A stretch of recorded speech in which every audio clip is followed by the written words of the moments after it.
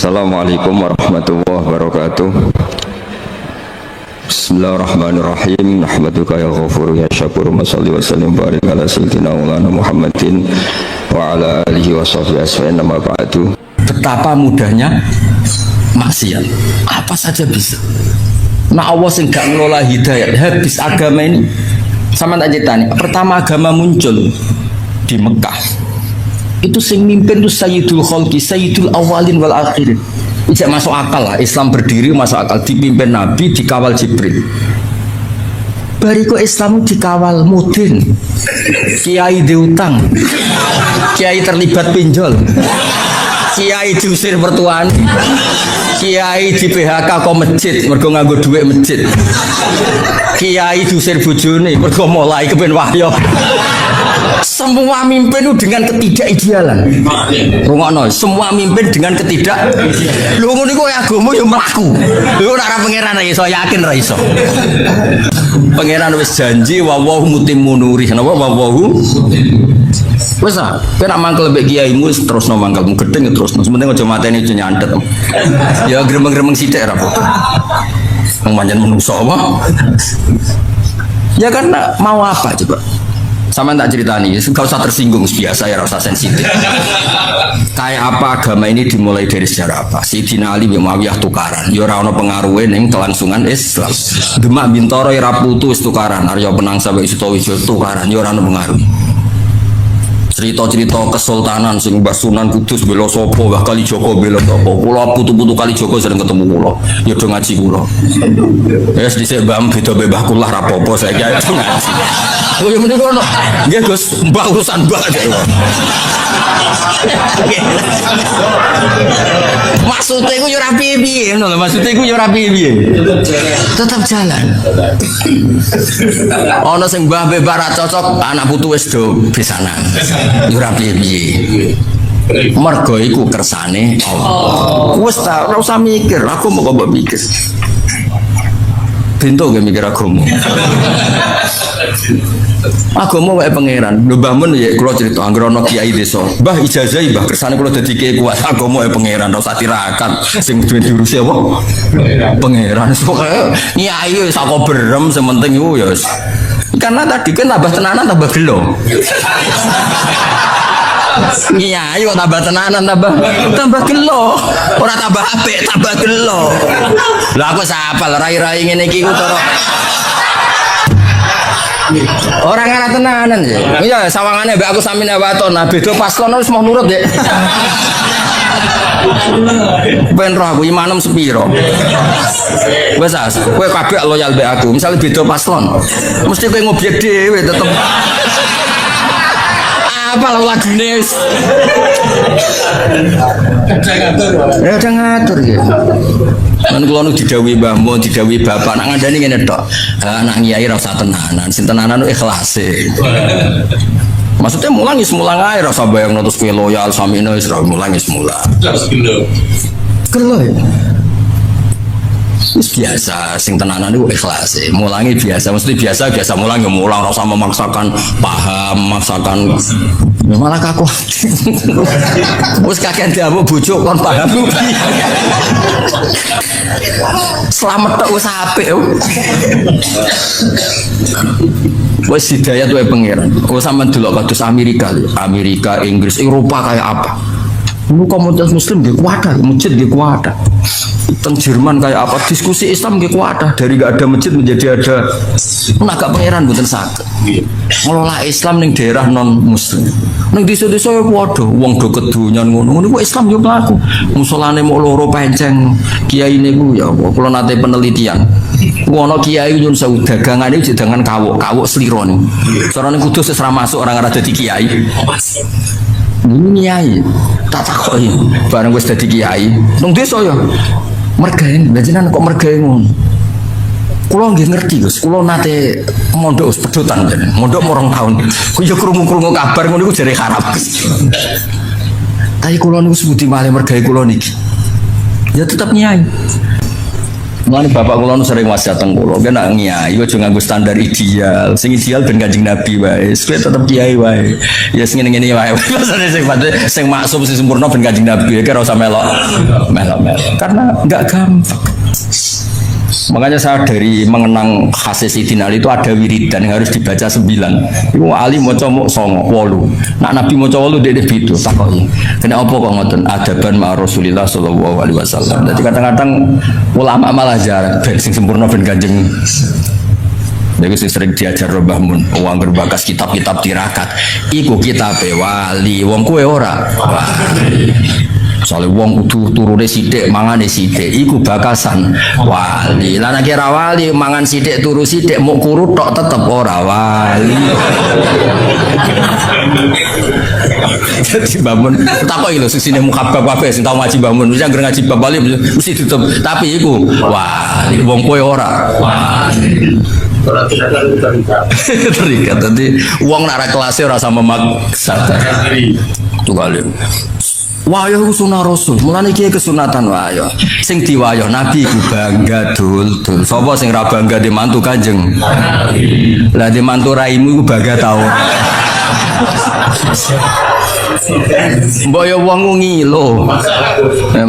Sama tak cerita di Juwairiyah iku garwane Nabi.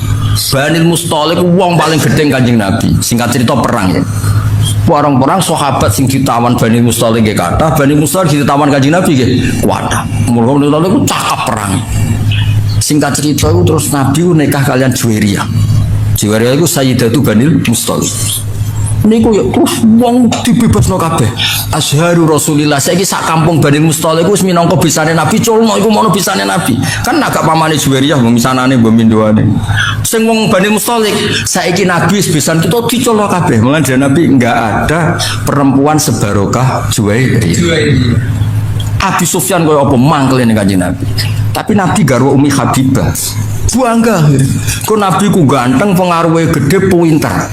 Sing dadi pire seneng, dadi mertuane seneng, dadi garwane ya seneng. Saiki kowe. Maksudku ya wis ta, lah nek kowe misale ben wayah wae siap nampa piring, gelas, mangkok. Gak apa-apa tiru ya tiru, tapi ya siap nampa piring, gelas, mangkok dan kawan-kawan. Ya siapno tim-tim dokter emergency. Namno pas kena rai ya, Bang. Namno pas kena terus ambulan udah siap nak menawa pas badokmu terus pingsan. Barang rapodo kok di mulai nak bapak nasihati kula iku kowe niru Nabi ku niru sing standar manusia biasa aja niru maksume. Nabi ku beda. Makanya terus kitab-kitab fikih ono bab khosais napa? Khosais itu sifat-sifat khususnya Nabi ono wilayah sing justru nyuwun sewu anut Nabi ku gak pas. Tak beri contoh tapi aja salah paham. Goblok kena salah paham. Ya goblok ya dosa. Abu Bakar ya nate mimpin ya mimpin normal ya. Terus beliau tuh tersinggung sama seseorang yang menyinggung memang. Wah tersinggungnya Abu Bakar nyuwun sewu wong Arab nak tersinggung kan terus marah besar. Wong Jawa ape marah piye wong bakarane kangkung. Kesel. Wis ra iso, darahe ape naik kan mesti sampun tok to ya materine. Materine kan ote-ote kangkung. Apa nih? Terong maksimal darah tingginya mesti piro lho. Lah wong Arab paling sabar udarane iku daging. Waduh, itu sebenarnya beda. Songko makanan wis. Kalau sering loh, Kiai Jawa marah. Wis lagi rong sidik nus. Gue awake serak kuat. Singkat cerita Abu Bakar itu dibikin marah sama seseorang. Marah betul, wajahnya tuh kemerah-merahan. Si loyalis Abu Bakar, cara saya pas pamprese. Beliau sudah khalifah. Idzan ya, kalau engkau memberi izin orang itu tak bunuh karena menyakiti hati Anda. Orang Arab kalau engkau memberi izin orang itu tak bunuh sebagaimana membunuh orang yang bikin Nabi marah. Abu Bakar tuh fakaan nama subba ala wajhi maun bar itu siapa ini riwayat Nasai kebetulan bora kitab Sunan Nasai soalnya tak terang enggak golek dhewe enggak pojok di ora pokoke golek-golek ngono. Fakaan nama subba ala wajhi maun bar ketika ada seseorang loyalis kalau engkau berkenan orang itu mau saya bunuh karena bikin anda marah. Abu Bakar langsung lerep. Ojo. Laisa dzalika li ahadin ba'da Rasulillah sallallahu alaihi wasallam. Kalimatnya itu laisa dzalika li ahadin ba'da Rasulillah. Orang yang dibikin marah dan kemudian yang bikin marah murtad atau kafir itu hanya Rasulullah. Aku mau terima Abu Bakar. Maksudnya hukum wong sing mangkelno aku ora kaya hukum wong sing mangkelno Kanjeng Nabi. Nabi ku maksum, Nabi itu Nabiullah, Khalilullah. Lah saiki iki kadang mirip-mirip kaya Kanjeng Nabi.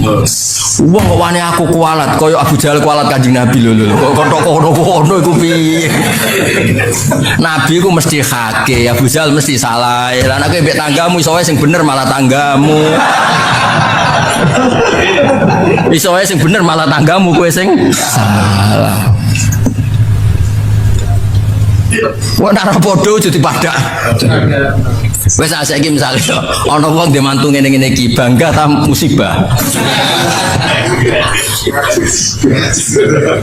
Pertama dhe mantu kowe ketakok, "Lek kok dimantu iku?"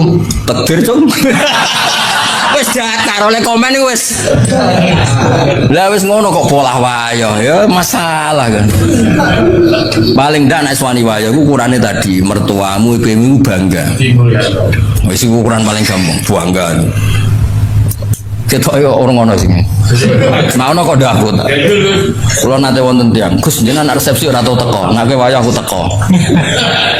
Walah Gus, pengen tekno piring tapi aja. Jadi kepengen tekno apa? Piring. Ya eling-eling ya. Jadi masalah anut Nabi ku sahabat lah ya mikir-mikir. Ning bab sing ubudiyah lah anut ya sing adnal kamal. Apa adnal? Misalnya Nabi salat tahajud itu semalaman, Abu Bakar, Umar ya mau siti. Bahkan Sayyidina Utsman ngriwayatno hadis, kena salat isya fi jamaatin fakana ma sholla nisfal lail. Koma nisfal lail. Nang kok duwe wis fi jamaatin fakana ma koma al-laila kullah. Jadi mulai dimodifikasi. Wis acung ora usah tahajud, ora usah witir. Kowe salat isya fi jamaatin setingkat nisful lail. Engko subuh fi jamaatin padha karo koma al-laila kullah. Iku ya dawuhe Kanjeng. Ya wis milih sing iku wae kok malah jajal wiridan sewengi ya wis ora mandi kesel loro gak mandi lu sing loro gak mandine lu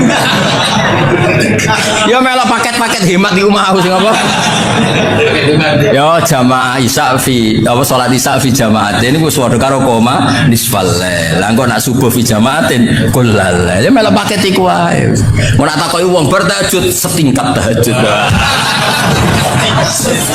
piye Gus bengi Twitter setingkat Twitter. Wah enak kok ngaji be aku gampang gak habis pokoke donya. Terus kula sering belajar tentang kitab-kitab samawi, kitab-kitab sing diriwayataken beberapa ulama ahli kitab sing pun disahkan kalian ashabu Rasulillah sallallahu alaihi wasallam. Niku riyen Nabi Ibrahim niku pertama dadi Khalilur Rahman. Kekasih Allah Khalilur Rahman. Iku mergi piyambake nu tersiksa protes. Terus kadang tiang saya ini kudu protes, tapi protes buat ngedah demo. Protes itu tidak harus demo, protes. Ya Allah, dunia ini tidak fair.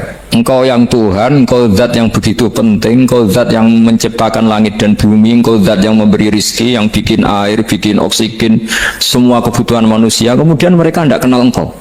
Ini tidak fair. Jadi beliau itu tiap malam tuh ngumpat. Ini nggak fair dunia ini. Engkau yang begitu penting mencipta langit bumi, engkau begitu penting yang menciptakan air, menciptakan kebutuhan manusia. Kemudian mereka tidak kenal engkau. Ini tidak fair. Ini tidak benar. Jadi sering marah. Karena sampean nggak bisa bayangkan kan, apapun hebatnya presiden atau menteri atau rektor atau kiai itu senang desa nggak dikenali statusnya diundang lek apa yang dilek itu gak keren belas. Karena ya sama kan, misalnya Habib Soleh Alatos, muridnya Said Umar punya bangun terus nang desa diundang pening dilek itu kan gak keren belas. Awal dari keren itu tetap dikenal. Nah kemudian orang itu tidak kenal Allah. Makanya terus beliau sujud berkali-kali, ya Allah, sama siapa munajatnya beliau? Innahu la yahzununi alla ara ahadan fil ardi ya'buduka ghairi. Jadi cara kiai sarang namanya ini innahu saat temne kelakuan la yahzunu yektene nyusano ni ing ingsun nyusano banget karena pakai lam taukid. Innahu saat temne kelakuan la yahzunu yektene nyusano banget ni ing ingsun.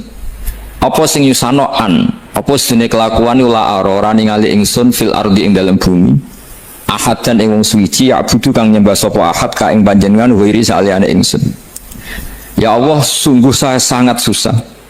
Karena engkau zat yang begitu penting, kemudian yang tahu kalau engkau Tuhan itu hanya saya.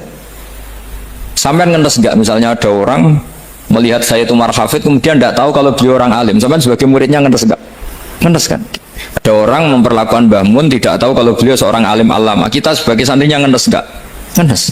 Nah ini Allah yang Tuhan, kemudian orang tidak ada yang memperlakukan dia sebagai Tuhan, bahkan nyebut saja tidak mau. Itu ketersiksaannya Nabi Ibrahim. Kalau kita kan tersiksa mergo di duit, rapayu rabi, terus sing wis payu rabi ra iso wayo, ya gitu ya. Macam-macam kesalahan. Itu jadi apa jadi wali itu sudah berat, karena orientasinya agak tentang Allah tapi tentang diri sendiri. Ono sing susah proposal ragu ya Mas Angkol. Macam-macam. Artinya Nabi Ibrahim itu orang yang benar-benar Khalil Rahman. Beliau tersiksa ini karena dunia dianggap gak fair. Masa Allah zat yang begitu penting kemudian mereka nggak tahu. Maka awal dari nubuah itu apa? Menaukan al-i'lan, mempermaklumatkan Allah di alam raya ini. Makanya nggak ada nabi kecuali memaklumatkan diri.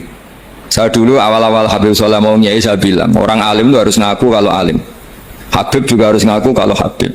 Yang orang miskin tidak usah ngaku sudah konangan. Wong elek rasa ngaku sudah orang elek. Karena agama ini pertama yang menolong itu memaklumatkan. Sehingga pertama Nabi jadi Nabi dari Gua Hira. Pertama apa? Cara saya ini kira-kira memaklumatkan. Tapi reso dibahas jumpa pers. Tapi yang jelas pertama yang dilakukan Nabi setelah di Gua Hira apa? Memaklumatkan diri kalau beliau adalah Nabi. Sehingga dikumpulkan semua, terus beliau memaklumatkan diri kalau saya ini Nabi. Karena nggak ada artinya Allah kalau tidak dimaklumatkan. Makanya di Quran itu kalau menyebut Allah atau menyebut kebenaran selalu dimulai dengan kata fa'lam, harus dimengertikan. Kita ngerti kemudian mengertikan ke orang lain. Makanya saya sering dulu bilang ke Habib Soleh, nggak boleh orang soleh menyembunyikan diri. Karena nanti kalau orang-orang soleh menyembunyikan diri, sing zuhara ala wajhil ardi adalah sesuatu yang nggak benar. Coba misalnya gini, orang bisa terhibur lewat dangdutan, terhibur lewat maksiat. Sementara orang nggak bisa terhibur lewat tolak al-badru alaina, asyraqal qanub tihaja dan sebagainya. Maka orang-orang soleh adalah orang yang bisa memaklumatkan Allah, memaklumatkan Rasulullah, memaklumatkan Quran dan supaya itu diterima. Karena awal dari orang terima itu tahu dulu. Nah ini tahu saja ndak. Makanya Nabi Ibrahim susah, ya Allah, engkau zat yang begitu penting kemudian tidak diketahui. Ini apa-apaan, nggak fair. Akhirnya Nabi Ibrahim diangkat sebagai Khalil Rahman untuk menaukan atau untuk memaklumatkan Allah Subhanahu wa ta'ala. Nah sebelum itu beliau dihibur, diterbangkan ke langit, ke alam malakut. Kamu susah ya, kenapa susah? Karena zat sementing engkau kemudian tidak ada yang menyembah. Terus dijak ke alam malakut, ditunjukkan sekian juta malaikat, sekian ribu malaikat, semuanya membaca tasbih takbir. Ibrahim senang. Oh ternyata yang seneng jenengan banyak. Ya coba kalau kita punya kiai kayak Mbah Mun, semakin yang seneng banyak kan semakin kita senang. Kalau nggak ada yang tahu kan kita tersiksa. Makanya ini penting sekali. Jadi pertama agama ini seperti ini itu barokahnya dingertikan, dimaklumatkan. Saya ini orang yang sumul itu menutup diri betul, kecuali bab ngaji. Saya kalau ngaji terbuka. Sampai saya tidak tahu apa ada yang streaming apa direkam, saya tidak tahu. Pokoknya saya satu-satunya saya mau terbuka itu pas ngaji. Dan saya pede karena dulu ngaji saya benar. Saya tanya Mas Akom, sebetulnya kalau sampai mau mulang terbuka bagus. Potensinya dua, konangan alimnya atau konangan ya resiko terbuka kan itu Pak. Konangan alimnya. Nah daripada potensi yang kedua terus nggak mau ngajar ya, sumul. Syaratnya wali itu sumul. Oh, sumul itu nggak menampakkan diri. Memangnya mau menampakkan apa kalau nggak bisa apa-apa kan? Jadi saya tidak tahu itu sumul apa bagian dari pengamanan diri. Apa Mas? Apa? Jaga image. Jadi Nabi itu pertama yang dilakukan apa? Memaklumatkan kalau Allah itu Tuhan. Jadi ciri utama orang soleh itu kalau kebenaran tidak mendominasi bumi ini. Jadi ciri utama orang soleh itu seperti itu. Makanya kenapa saya milih manhaj. Tentu Habib Soleh tidak harus niru saya karena antar orang alim tidak boleh saling mengikuti. Tapi juga seterusnya nggak boleh saling ganggu. Saya itu ngaji di mana-mana itu guyon. Karena bapak saya suka guyon, Mbak Mun suka guyon. Alasannya bapak dulu sederhana. Orang sudah nyari hiburan dengan maksiat. Sehingga agama ini harus membawa keceriaan sosial, membawa keceriaan hati. Karena Allah ngendikan kul bi fadlillah wa bi rahmati fa bidzalika falyafrah. Orang itu harus senang dengan kebaikan. Orang happy dengan tolal badru alaina, happy dengan manakibul akhyar, dengan fadhailul akhyar. Karena orang di sana sudah senangnya itu kalau ada maksiat. Nah sekarang agama dibawa orang-orang yang tidak menyenangkan juga. Ngaji teko wis merengut. Ada muridnya salah duduk marah. Salah posisi meja marah. Lalu orang-orang kan mikirnya kan daripada ngaji dimarahin terus mendingan ndak. Makanya Nabi itu paling marah itu kalau satu kebaikan jadi problem. Mu'ad bin Jabal itu pernah ngimami lama sekali. Dan yang makmum itu akhirnya mufarokoh. Dulu belum ditemukan fikih, tapi orang ini sudah berani mufarokoh. Jadi ini termasuk mujtahid sebelum tahu Fathul Mu'in, tahu Wahab, dia sudah berani mufarokoh. Jadi sudah luar biasa. Karena bangsa ibadah yang agak-agak ngawur itu tanpa diajarin sudah do pinter sendiri. Dia mufarokoh. Ketika dia mufarokoh, komentarnya Mu'ad, dia munafik. Sholat belum selesai kok mufarokoh. Singkat cerita Mu'ad melaporkan itu ke Rasulullah. Si tukang penggembala ini juga melaporkan ini ke Rasulullah. Tapi apa kata Rasulullah? Yang Rasulullah itu yang bela, malah bela yang penggembala tadi. Afattanun anta ya Mu'ad. Kamu itu tukang fitnah. Agama ini kalau kamu model begitu orang lari. Basyiru wala tunafiru, yassiru wala tu'asir. Padahal ini baca Quran panjang, harusnya akan ibadah. Tapi karena ini menjadi problem sosial, orang menjadi tidak nyaman jamaah, itu sudah disalahkan Nabi. Karena tadi, kalau agama ini jadi problem, maka masalah besar. Makanya sifat dasar Rasulullah itu apa? Khafiful ma'unah, biayanya murah. Makanya saya ngaji di mana-mana ya suka seperti ini. Mejanya enggak jelas, pengunjungnya juga enggak jelas. Semakin kacau semakin baik kira-kira. Nah, ini pengunjungnya juga seperti ini kan.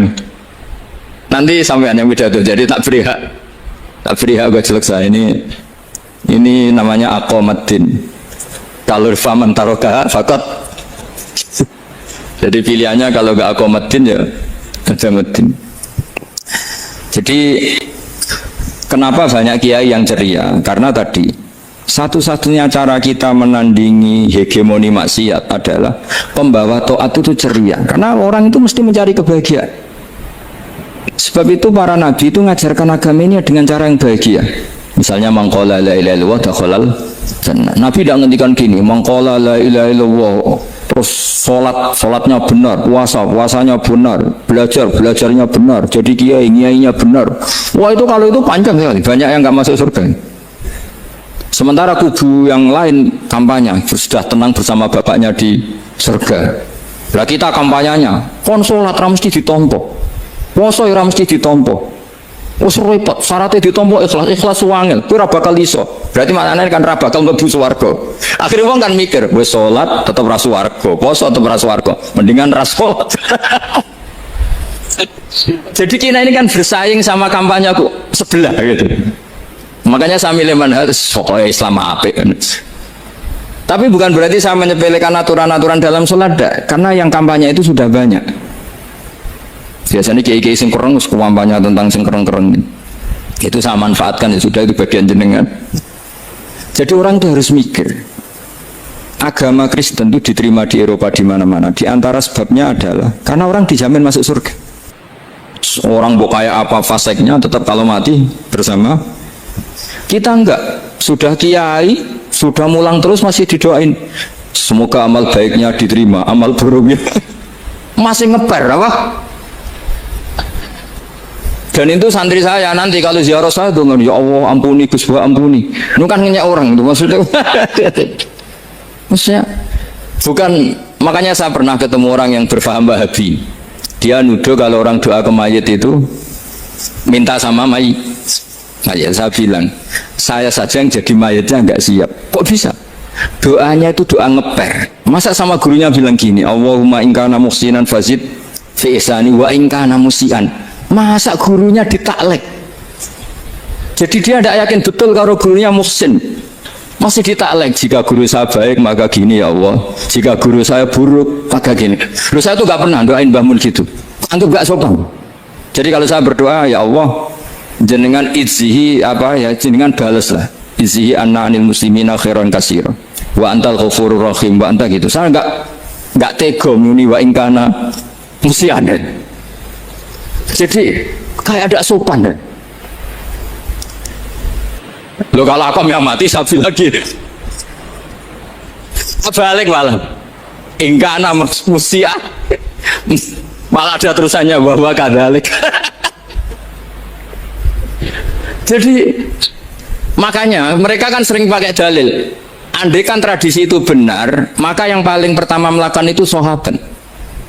Selalu mereka berargumentasi kalau itu tradisi yang benar, maka pertama yang melakukan itu sahabat. Ya nggak mungkin sahabat masa bilang ke Nabi ingkana bisa kafir berat kan? Masa kesolehannya andai kan Syekh Abdul Qadir wafat di mana ini ngomongin beduk, saya tidak akan berdoa seperti itu. Oh bisa marah Syekh Abdul Qadir ini. Masa kesalahan beliau di ingkana musinan sama ingkana musinan. Jadi orang tuh harus mikir.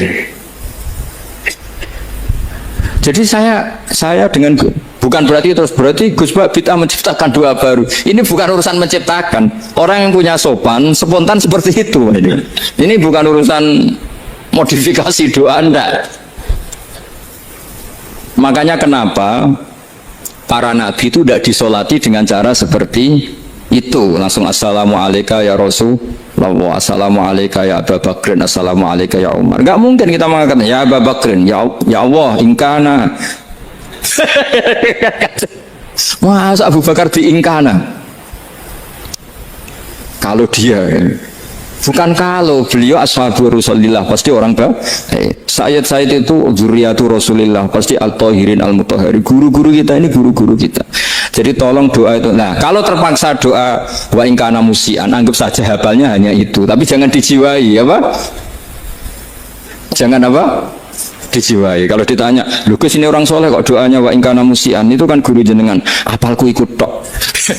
Tapi rasa dimaknani, apa? Karena sekali dimaknani nanti kan. Jadi ini urusan etika, urusan rasa. Saya teruskan ya, karena jadi saya mohon sekali, apa-apa itu ada aturannya.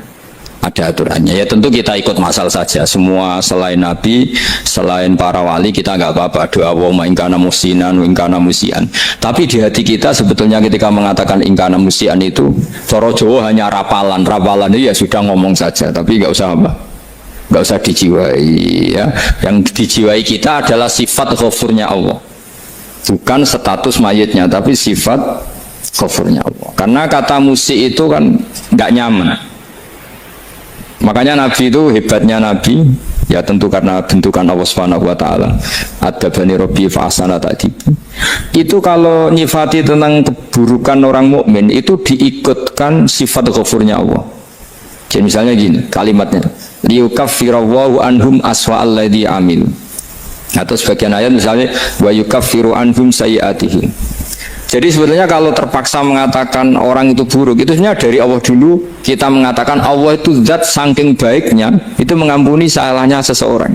Jadi nyifati Allah dulu, Allah saking baiknya itu mengampuni salahnya orang-orang baik, karena orang-orang baik juga manusia, Ustadz juga. Tapi lebih ke nyifati ke Allahnya.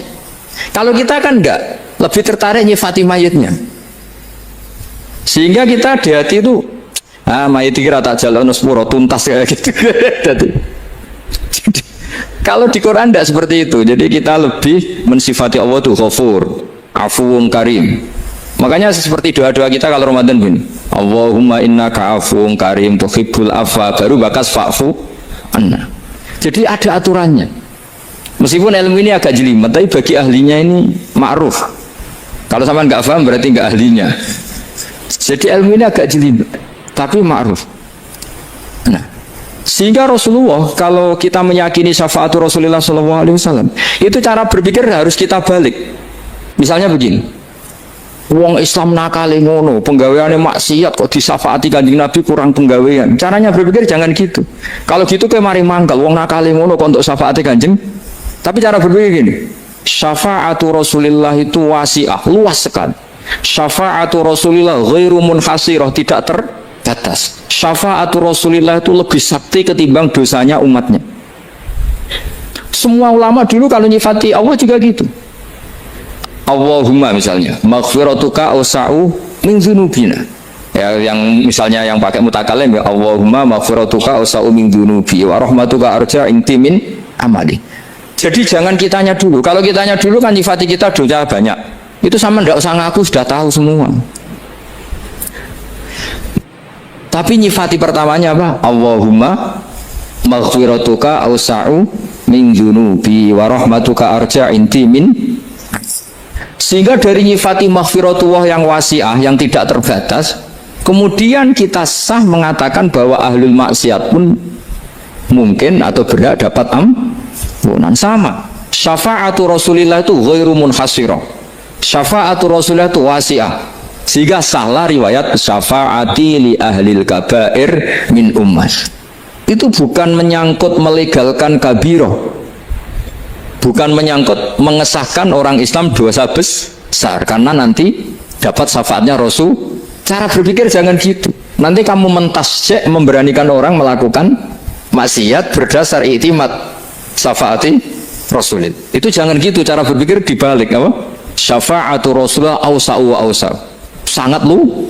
Sehingga saking luasnya sampai yang tukang maksiat saja kebagian. Sama rahmatnya Allah Ta'ala itu wasi'ah. Rizkinya Allah ya wasi, sampai wong nganggur ya iso mangan ngono. Nah begitu juga rahmati Allah Ta'ala itu wasi'ah, sampai wong sing sumpah utange akeh ya iso guyu ngono. Lah itu.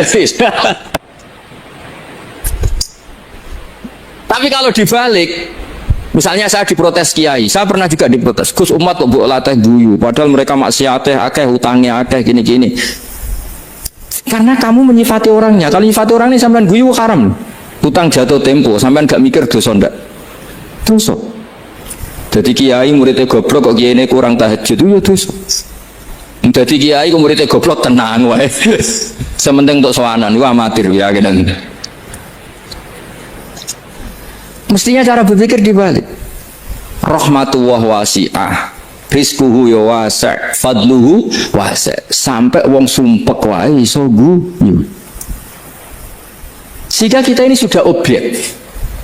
Kita ini tidak subjek, di alam raya ini kita tidak subjek tapi apa? Objek. Makanya saya berkali-kali mengatakan, mbok kayak apa sumpeknya kita, tetap wong iso guyu. Karena apa?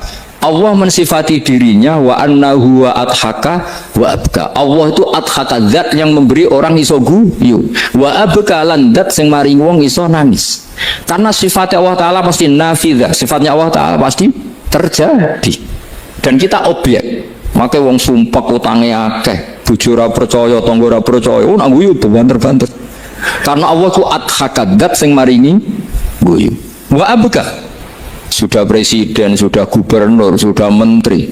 Nah Allah kepengin nangis, no yo nangis. Coba ngeluhnya apa kalau misalnya jenengan seorang mantan presiden atau mantan gubernur, kadang anaknya calonan RT menang bunda. Ngeluhnya apa orang alim, misalnya alim alama, anaknya mau jadi jurumiyah iso, susah. Kaya raya anaknya jadi pasien, susah. Allah punya cara untuk abegah, untuk bikin orang nangis. Nah karena kita ini objek, pasti sesumpuk apapun orang yang bisa tertawa, ya bisa nangis. Makanya banyak ulama yang nggak terlalu serius mikir agama ini, bukan karena dablek, enggak, karena Allah mensifati dirinya Al-Hadi, yang memberi petunjuk. Kita nggak ditunggoni Kanjeng Nabi, nggak ditunggoni Wali Songo, nggak ditunggoni para Alawiyin yang dulu, nggak ditunggoni Habib-Habib yang kayak Said Abdul Al-Haddad. Tapi karena Allah itu Al-Hadi, yang memberi petunjuk, dan sifatnya Allah Ta'ala la bidda wa ya antakuna nafidah. Sifatnya Allah pasti nafidah. Amerika kayak apa liberalnya, sekarang trennya juga banyak yang masuk Islam. Kampung-kampung pedalaman nggak ada kiainya, cukup mudin. Kadang yang membawa agama itu orang yang ke situ mau nyari kayu. Orang yang di pedalaman Kalimantan, Sulawesi itu pertama itu nyari kayu, tapi bawaan hidayat, lama-lama bikin masjid. Saya pernah di Korea, ke sana orang nyari uang, niatnya juga nyari uang, tapi akhirnya tersiksa kalau enggak bikin masjid. Karena apa? Karena Allah itu Al-Hadi, Dat yang memberi petunjuk. Nah, kamu tidak usah khawatir, agama ini pasti jalan ila yaumil qiyamah. Karena Allah Al-Hadi. Sama, mbok kamu umat mbok weden-wedeni kowe iku amalan mesti ditampa. Nek ora ditampa mlebu neraka. Ngono mulai ngaji ya tenang ae. Tenang, santai. Bahkan kadang bilang gini, Pak Yai tadi nggak bener, masa ngecap orang mlebu neraka. Kita yang masyarakatnya nggak tahu pintunya, Pak kayaknya tahu pintunya. Karena orang itu punya cara. Loh ya betul. Orang Bedui itu kalau ngaji sama Nabi itu lebih unik timbang yang soleh, timbang yang pinter. Sehingga banyak ilmu itu ditemukan dari orang Bedui. Karena cara berpikir itu aneh. Kalau orang soleh, orang waras kan berpikirnya ada aneh, standar. Jadi orang Bedui itu aneh. Pernah suatu saat Rasulullah itu khutbah cerita kiamat. Wah, dasarnya kiamat kayak apa? Semua orang diam nangis semua. Orang Bedui enggak, lebih cerdas. Ini Nabi itu aneh. Cerita kiamat kalau ada tanggalnya ini gimana? Orang nangis semua karena dasarnya kiamat kayak gitu. Bumi dihancurkan wus. Kan terus nangis dewi-dewi. Ya ono sing nangis pabrik banyune macam-macam ya. Ini kalau kiamat gimana di perjalanan air kemasan saya kan orang mikir dewi-dewi gitu. Tapi ini enggak. Orang Bedui cara berpikir tuh enggak. Malah ya Rasulullah mata saat. Engkau itu cerita kiamat tapi enggak jelas tanggalnya. Kalau cerita kiamat ya harus jelas dong kapannya. Jadi unik. Jadi cara berpikir sahabat kaget semua loh. Kaget. Karena gak kepikiran. Nabi A'radu anhu, A'radu itu mengabaikan. Banyak sahabat yang menganalisis lam yasma'kan. Nabi memang gak dengar sehingga mengabaikan. Ada yang analisis lagi sami'a wa kariha. Sebenarnya Nabi dengar cuma gak berkenan karena tengah-tengahnya khutbah kok tanya. Tapi si Arabi ini cerdas, masuk akal kan? Misalnya mau pilihan presiden, orang mesti tanya kapan kan? Gitu. Ya kan? Mau ganti presiden atau ganti bupati, takarannya orang kan kapan? Kayak Mas Akom jadi wali ndak? Pertanyaannya kan kapan? Kalau jatuhnya kan sudah ya. Sehingga tanya, mata sa'ah ya Rasulullah. Lama-lama Nabi diangin-angin, bener juga orang ini. Saya cerita kiamat kok gak jelas kapannya. Ini Nabi menjawab. Tapi karena Nabi orang-orang yang sangat pinter, tanya balik. Ma'adat. Lalu kalau kamu berani tanya kiamat kapan, saya tanya balik. Ya persiapan kamu apa? Jawabnya santai saja. Fawwah ma'adatullah kabira sholatin wala siyamin walakinni uhibbuka ya Rasulullah. Saya nggak menyediakan apa-apa, sholat saya biasa aja, maksudnya standar. Ya kira-kira 5 waktu pas. Ya jenis saya lah kira-kira gitu. Wala kabira siyamin, dan saya puasa ya standar saja pas. Walakin yuhibbuka ya Rasulullah, tetapi saya mencintai engkau ya Rasulullah. Jawabannya Nabi apa? Almar'u ma'aman ahabba. Sebagian riwayat anta ma'aman ahabba. Jadi hadis itu populer tuh barokahnya wong disuruh. Andai kan dia punya etika maka sowan dulu tanya 4 mata. Itu jadi hadis ahadi. Tapi barokahnya dia selonong di depan umum. Zaman Nabi khutbah itu jadi hadis mutawatir. Jadi kadang barang baik itu barokahnya orang yang enggak baik. Maksudnya suul adab. Tanya gitu kan suul. Tapi itu barokah. Akhirnya hadis itu mutawatir karena didengar ribuan sahabat yang mendengarkan khutbahnya Rasulullah. Tapi kalau hadis itu satu-satu kan khassani bidzalika Rasulullah, khassani bidzalika Rasul, itu nanti jadi hadis ahadi yang kualitasnya jauh di bawah hadis mutawatir. Jadi barokahnya orang suul adab dia ada. Karena Allah yang mendesain ini. Akhirnya kata sahabat, kata Anas bin Malik, mereka itu mangkelnya bukan main sama Arabi tadi karena tanya nggak sopan sama Rasulullah.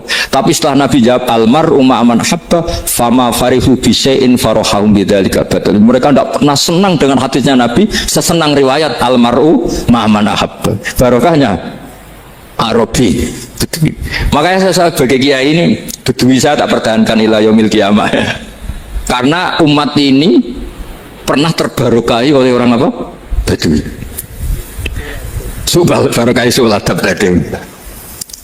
Jadi mohon ini supaya majelis ini kan majlisul ilmi Rasulullah, coba terlatihlah mengatakan Allah itu subjek, Allah itu al-fa'ilul mukhtar, Allah itu al-fa'ilul mukhtar, Allah itu yang menentukan alam ini.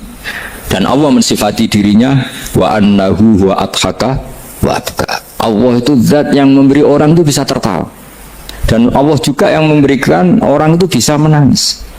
Mau kayak apa kamu neror umat, wah, amal nggak mesti diterima gini-gini, ternyata ning majelis nangis sih, mulai ya kadang guyu-guyune ngenyak tenang nih. Daripada apa ya, agak-agak merodok orang yang dohirnya beda dengan batinnya, nggak perlu distatuskan seperti itu. Ya sudah biasa saja. Jadi, nah, fi muqaddimihim, imam besar dalam manhaj ini namanya Abul Hasan apa? Asyadzili. Abul Hasan Asyadzili itu kalau ada orang tanya gini, Beb saya ini susah, sholat saya tidak mesti diterima Allah gini-gini, marah. Nggak usah. Kafa bika jazaan an radiyaka laka ahlan. Sudah kamu ditakdir pernah sujud itu sudah keren. Saya itu andaikan dapat kabar dari malaikat bahwa sholat kamu tidak diterima, saya tidak susah. Bukan karena sombong. Pernah ditakdir sholat sujud ning Allah itu keren. Kayak apa malunya kita ketemu Allah kemudian kita di bumi tidak pernah sujud. Makanya cara Abul Hasan Asyadzili kau rasa mikir sholat itu ditompo taro, rasa mau mikir. Kau ditakdir tahu sujud itu hebat. Kafa bika jazaan an radiyaka laka ahlan. Cukup kamu mendapat balasan dari Allah, kamu pernah ditakdir sujud. Gak perlu ngaji alim alama, segowo sawi ngalor kidul jalalain keren. Paling gak malaikat pernah melihat kamu, gue tak kitab kudi. Gak penting paham kamu nih, karena isra bakat paham teman. Jadi Abul Hasan Asyadzili adalah orang yang, dan itu Al-Hasani ya, dan itu Al-Hasani. Makanya macam-macam, kita yang Al-Husaini sudah kita punya Faqih Muqaddam, punya banyak. Di Al-Hasani yang paling populer diantaranya adalah Abul Hasan Asyadzili. Beliau itu kalau ngendikan sesuatu itu positif terus. Termasuk itu ketika ada orang resah sholat saya diterima ndak, kata beliau, wes kowe sing support nak ditetir tahu sujud. Saya itu sebetulnya kadang-kadang yang miris, wes sholatku tompo tau, tapi saya sangat sadili, sangat sadili. Saya nggak pernah berdoa ya Allah ibadah kami jenengan terima ndak, karena takut kalau doa gitu keterusan itu terus ditompo ora ya, akhirnya keterusan gitu, akhirnya ngenes. Masa orang pernah sujud ngenes? Lama-lama gini setan masuk, apa artinya saya sujud ternyata nggak diterima.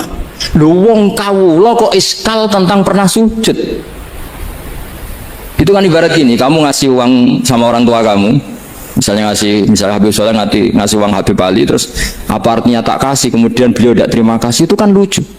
Terima kasih tidak terima kasih, seorang anak ngasih orang tua itu keren.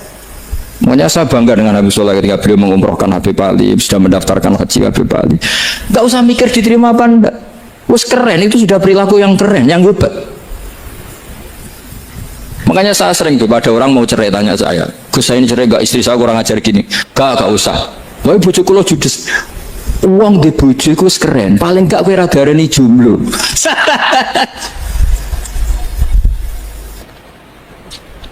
Oh, diarani duda ora enak. Wes luwe sabar ndi diarani duda mek diarani bojo judes. Enak bojo judes sik gagah. Di bojo lah. Oh, provokator itu. Jadi kafa bika jazaan an radiyaka laka alam, sudah ditakdir pernah sujud itu sudah keren. Dulu ulama ala hadan nampak. Ulama dulu cara berpikir seperti itu. Makanya ulama dulu kalau nafsiri wasjud waqtarib sudah pernah sujud. Di Quran enggak pernah ada ayat wasjud lan sujudo siro ingkana kada wa kada ingkunta mutayakinan dikabuli sujudi. Kan ada sujud ya sujud saja, enggak usah mikir makbul apa enggak makbul. Sudah kalau sujud pasti waqtarib. Terus saya sebenarnya ya sebagai orang ya kadang wedi, sholatku ditompo ta ora. Tapi kalau keterusan nanti ada was-was yang mengatakan opo artine sholat. Itu kan ngeri, seorang hamba sing uripe ning bumine Allah kemudian menyoal pernah sholat hanya karena takut gak diterima. Itu kan geblek banget. Tapi monggo lah kita cerita-cerita Islam, cerita-cerita beragama yang rileks. Kita semua tadi seperti yang dikatakan Kadensus pernah disewani Mas Sufyan Sauri, juga beliau pernah ngaji. Sebetulnya dalam banyak hal-hal yang keseharian itu lebih prinsip ketimbang ide kita tentang hal-hal besar. Saya beri contoh, Allah itu Tuhan yang maha kuasa, yang menguasai alam raya ini. Kadang-kadang menjelaskan dirinya itu hanya alladzi at'amahu min ju'. Saya ini Tuhan yang memberi makan kamu saat Anda lapar, saat kalian lapar. Jadi untuk beriman kepada Tuhan yang Maha Esa, kepada Allah, kamu yakin yang memberi makan kamu itu Tuhan. Apapun kecewanya Anda terhadap tetangga, terhadap negara, terhadap mertua, terhadap istri, itu kecewa Anda tidak akan mati. Tapi kalau tidak makan itu mati. Sehingga Allah mensifati dirinya kadang pakai keseharian. Alladzi at'amahu min ju'. Tuhan itu siapa? Yang memberi makan kamu ketika lapar. Tapi kamu untuk syukur itu nunggu punya istri cantik, neriman, gampang diatur, membolehkan poligami. Terus 4 istri itu neriman semua, loyal semua. Itu sombong betul. Mau syukur saja kok repotnya seperti itu. Jadi mau syukur ya ada makanan dimakan. Itu kalau ngantuk ya tidur. Ayatnya wa min ayatihi manamukum billaili wan nahar. Maksud ayat Allah itu tidur. Nah, keangkuhan-keangkuhan ini yang menjadikan kita itu jadi repot hidup. Wong untuk syukur kok nunggu tadi.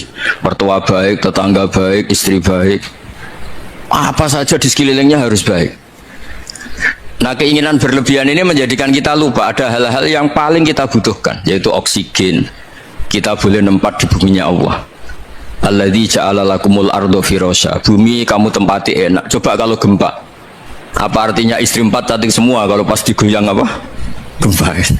Apa artinya kamu jabat? Entah apa saja jabatannya. Kalau bumi likuifaksi, habis kamu. Kiai meskipun dai kondang umatnya jutaan, kalau likuifaksi di panggung hancur. Tapi nikmat-nikmat yang disebut Allah seperti kita kaji keseharian. Alladzi ja'ala lakumul ardo mahda.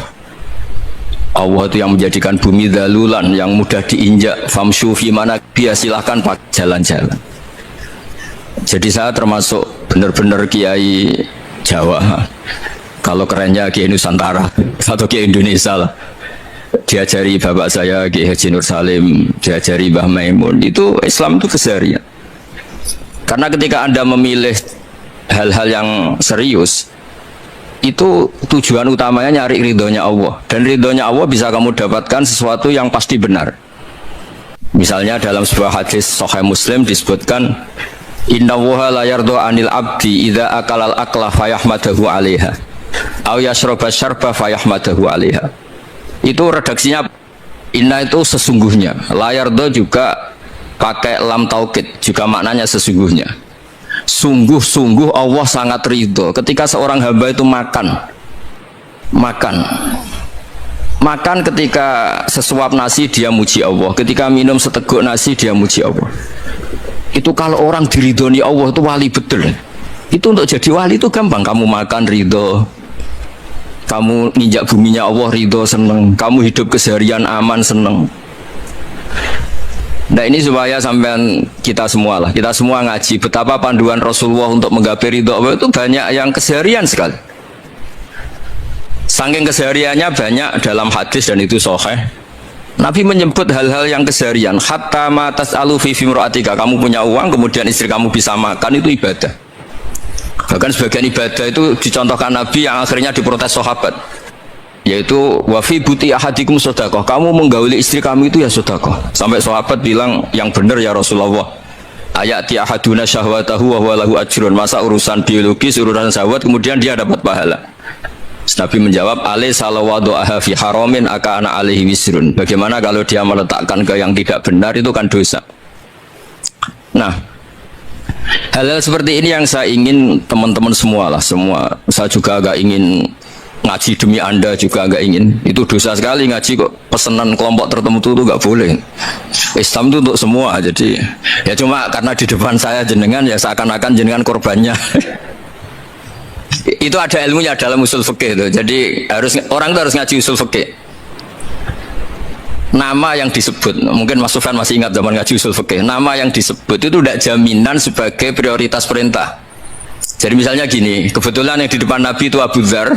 Nabi ya bilang, ya Abu Dzarin ini uhibbuka misalnya, atau ya Mu'ad ini uhibbuka, atau ya Abu Hurairah ini uhibbuka misalnya. Banyaklah riwayat yang Nabi nyebut ya Abu Dzarin, ya Mu'ad, ya Abu Hurairah. Kemudian misalnya Nabi meneruskan khitab, ini uhibbuka, saya mencintai kamu, fakul dubur sholatin, atau sebagian riwayat disebut fala tada'anna dubura kulli sholatin, Allahumma inni ala dzikrika wa syukrika wa husni ibadatik. Saya mencintai kamu, siapa saja, Mu'ad bisa, Abu Dzar bisa, siapa. Saya mencintai kamu, mohon kalau habis sholat kamu jangan lupa wiridan Allahumma a'inni ala dzikrika wa syukrika wa husni ibadatik. Ya Allah, tolong kami permudah supaya mudah ingat engkau. Anda tidak bisa mentang-mentang, nama saya Parmin, nama saya Purnomo, itu yang diperintahkan Mu'ad misalnya. Jadi yang disebut satu, tapi khitab itu untuk siapa saja. Saya teruskan ya. Jadi saya mohon semua kita melakukan kebaikan itu, kalau dalam kaidah fikih disebut al yakin la yuzalu bisyak. Banyak kebaikan yang kebenarannya itu 100%, tidak punya efek samping ke pihak lain, ke kelompok lain, ke komunitas lain. Itu tadi misalnya Anda makan dan itu murah sekali, hanya butuh satu piring, setiap kunyahan kamu muji Allah, setiap minum kamu muji Allah. Itu redaksinya Rasulullah SAW disebut Allah sangat ridho ketika seorang hamba makan kemudian dia memuji Allah, atau minum kemudian dia muji Allah. Logikanya gampang, negara seperti ini yang kamu harapkan bentuknya kayak apa, mertua, ipar, komunitas, tetangga, itu nyata terjadi itu kan belum pasti. Sementara yang mesti terjadi adalah kamu butuh makan, kalau tidak mati. Butuh minum, kalau tidak mati. Butuh bumi yang nyaman ditempati, kalau tidak kita juga mati. Sebab itu Allah kalau menyebut nikmatnya itu hal-hal yang keseharian. Alladzi at'amahum min ju'. Allah itu siapa?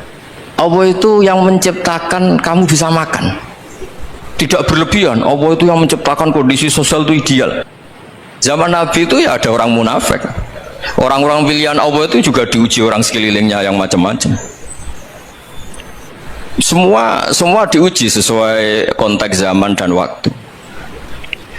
Nah, tapi ada ibadah-ibadah yang selalu disarankan Nabi. Sampai Nabi itu pernah ditanya, ayul Islam ya khairun ya Rasulullah, Islam terbaik itu gimana?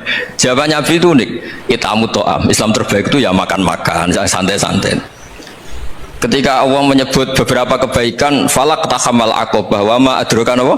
Mal aqobah. Terusannya apa? Fakku rokobah. Terusannya apa? Au it'amun fi yaumin di masubah. Ya, atau acara makan-makan itu juga Islam. Kenapa? Ya bayangkan kalau tidak ada makanan, kita mati kan? Kondisi sosial tidak ideal itu Anda masih gak apa-apa, tapi kalau Anda tidak makan, Anda tidak minum, kamu punya istri cerewet masih bisa hidup, punya mertua cerewet masih bisa hidup, tapi kalau tidak makan bisa mati. Berarti penting mana istri sama makan? Penting mana? Makan. Semoga istri Anda dengar, nanti kamu disuruh makan tapi pulang deh. Itu kalau dibahasakan makan masih memahami. Penting mana nasi satu piring dengan istri? Nggak ada nasi mati, nggak ada istri belum mati. Penting mana? Gak berani jawab kan? Nah, ternyata Anda ada garang kan di depan istri.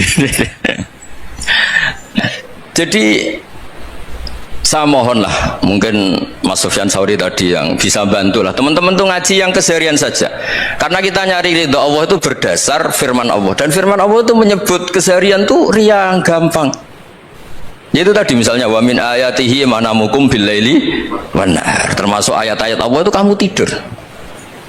Maka dulu itu ada guyonan, ada tokoh Mu'tazilah, kelompok dalam Islam yang berpikir manusia itu bisa menentukan ikhtiarnya sendiri. Karena saya bisa duduk, ingin duduk, ingin berdiri, berdiri. Karena kelompok ini nggak terima kalau semua kehendak Allah, nanti bagaimana kalau semua kehendak Allah kok ada hisab ya, ada sanksi. Lucunya itu dia akhirnya, ini cerita ya, mencintai seorang perempuan cantik sekali. Dan itu dia menjadi ahli sunnah itu oleh hal-hal yang sepele. karena istrinya cantik, ya namanya suami istri itu hubungan intim. Terus ditanya, Mas masih ingin lagi? Masih. Silahkan diulang lagi. Wah ya tidak bisa. Katanya manusia bisa menentukan yang diinginkan. Itu tobat itu. Itu nggak bisa ditobatkan Mas Sufyan Ats-Tsauri. Orang cantik yang mudah nobatkan orang itu orang cantik. Segampang itu. Akhirnya kita tahu, makanya kalau dalam kitab Hikam itu disebut al-aqil mayakul madza yaf'alu wa hubi wal ghafil mayakul madza af'al. Orang yang punya akal karena sadar ini wilayah Allah, semua milik Tuhan, itu dia tiap hari berpikir besok Allah akan melakukan apa terhadap dunia ini. Kamu merencanakan suatu mau plesir ternyata gempa, mau wisata ke Rusia ternyata perang. Kamu tidak pernah tahu apa yang akan terjadi besok. Wa ma tadri nafsum madza taksibu ghadan. Tapi anda semua kita ini sering punya jadwal permanen. Makanya saya kalau diundang siapa saja di sana takdir. Yang jelas Gus ini acara penting. Ya masih acara penting nak pangeran ngersakno piye? Kok ape dadi pangeran? Kamu kok mau jadi Tuhan? Itu kadang ya kiai gitu. Penting Gus acara ini jenengan harus memastikan bisa. Loh kamu itu yang ngajarin tauhid, sesuatu itu biadillah kok bilang-bilang apa pasti. Kalau maksa terus tak tobatkan dong kamu kata saya itu. Ya kalau gitu Gus bilang insya Allah. Wah itu hati saya, fisik saya, roh saya sudah bilang insya Allah. Nggak usah kamu latih kata saya. Nah hal-hal tauhid keseharian itu gampang sebetulnya. Wal ghafil yaqulu madza af'al. Tapi orang yang lupa Allah dia setiap hari bilang besok apa? Kita bisa melakukan apa? Seakan-akan dia itu aktor, dia penting, dia subjek permanen, dia. Padahal kita ini hanya objek kehendak Allah Subhanahu wa taala. Karena kita yakin sesuatu yang terjadi di alam raya ini kita tidak bisa apa-apa. Makanya saya sering ngaji, sering bilang saya, ketika Anda mensifati Allah, Dia yang menghidupkan. Sudah itu tanamkan sehingga ketika kita mati santai saja. Kenapa santai? Allah punya cara menghidupkan kita. Zaman kita hidup juga gak tahu caranya ngelola jantung, ngelola paru-paru. Kamu juga gak tahu ngelola oksigen yang tidak beracun, tidak mengandung polusi. Tahu-tahu hidup. Nggak ingin tua ya tahu-tahu tua, nggak ingin mati tahu-tahu mati. Selama ini kita hidup juga nggak tahu apa sebetulnya. Hanya gaya tok, punya jadwal, punya planning. Kalau kamu bisa menentukan pilihan Anda, pasti Anda istrinya cantik, 4 neriman semua, qanaah semua. Nyatanya enggak kan? Ada 1 jelek, cerewet. Wah itu kan, nyatanya enggak bisa apa-apa Anda kan? Dan kamu bawa mati lagi. Itu kan. Istri Anda juga gitu, punya keinginan punya suami yang ganteng, yang jabat, yang neriman, yang enggak poligami. Ya tidak kesampaian juga. Kalau kita ngitung tingkat kegagalan kita itu gagal terus. Ya kan? Nah, terus ingat Allah, madza yaf'alu wa hubi. Orang yang punya akal selalu berpikir Allah itu menghendaki apa terhadap saya. Lalu sama-sama orang itu melihat orang yang serius, itu kata Anda itu pemikir berat, serius, senang punya tokoh yang merengut karena kamu anggap serius. Tapi sebagian orang anggap orang yang serius itu wong merengut, wong masam, wong muka kok ditekuk. Jadi sama itu hati ya muqallibal qulub tsabbit qalbi ala dini, karena kita nggak tahu cara berpikir kita tentang orang lain, tentang sekeliling kita. Misalnya kita orang baik yang jenis ngurmat fakir miskin, ada orang bangun masjid mewah itu janggal. Apa artinya masjid mewah kalau banyak orang kelaparan? Tapi kalau yang jenis pendidikan, apa artinya masjid mewah kalau tidak bisa ngaji?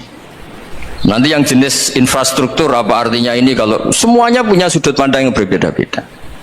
Dan Islam mengapresiasi semua kebaikan. Tapi katakan semua kebaikan itu adalah kehendak Allah Subhanahu wa taala. Karena apapun baik Anda itu pakai fasilitas yang diberikan oleh Allah Subhanahu wa taala. Sehingga ini yang disebut qulillah sumadarhum fi khawdihim yal'abun. Ya kembali tadi ke tema-tema bahwa keseharian Anda ini sudah Islami. Saat Anda tidak bisa melakukan apa saja. Saya sering ada jenazah, biasanya kalau tetangga meninggal saya sering disuruh ngelepas. Saya bilang orang ini baik karena sering lamun di rumah, sering nganggur di rumah. Ditanya sama anaknya, kenapa Gus nganggur baik? Ya kalau dia nganggur artinya juga nggak berbuat sesuatu yang maksiat kan? Ya kan, orang nganggur di rumahnya ya tidak bunuh orang, tidak maling, tidak korupsi, ya namanya nganggur di rumah. Lah cuma istri cara pandang nganggur gak menghasilkan uang gitu, tapi juga gak menghasilkan kriminal kan. Jadi sebenarnya Islam itu cara, makanya kalau sampai ngaji usul fikih itu ada kitab usul fikih namanya Lubul Usul, itu terkenal sekali di pesantren itu. Itu kalau ngapresiasi keseharian itu luar biasa. Izma min mubakhin illa wa yatahaqququ bihi tarku haramimma. Karena keseharian yang mubah saat Anda lakukan itu ada kehebatan yang luar biasa, yaitu meninggalkan haram. Makanya dulu banyak orang-orang alim ketemu temannya itu guyon sampai semalaman. Itu biasanya yang semangat Islam itu, kiai kok tidak tahajud, kiai kok tidak witir. Orang yang sedang mapan uangnya banyak, malam itu tidak kelayaban itu sudah luar biasa. Melawan nafsu supaya tidak maksiat itu sudah luar biasa. Supaya lupa guyon sama temannya semalaman sampai subuh, gejolak-gejolokan kenang zaman miskin, zaman kuliah gak jelas, zaman apa. Melihatnya jangan tarkut tahajud seperti ini, meninggalkan tahajud, tapi meninggalkannya ini talkul muharramat. Jadi kayak apa hebatnya? Sehingga Imam Ghazali punya riwayat yang agak unik. Hatta takuna ibadatu akhiri hadil ummah iku an-naum. Sehingga suatu saat ibadah terbaik umat ini itu tidur. Itu kan riwayat kontroversi. Ketika Imam Ghazali ditanya, kenapa iya? Kenapa kamu mulai keluar dari rumah itu sudah banyak maksiat, melihat perempuan yang enggak mahram, melihat fenomena. Tapi kalau kamu tidur itu enggak melihat apa-apa. Tapi juga kamu jangan menganggap tidur itu ibadah betul. Saatnya melakukan fardu ain malah masih tidur. Tapi itu sudut pandang yang menjadikan kita Islam itu gampang.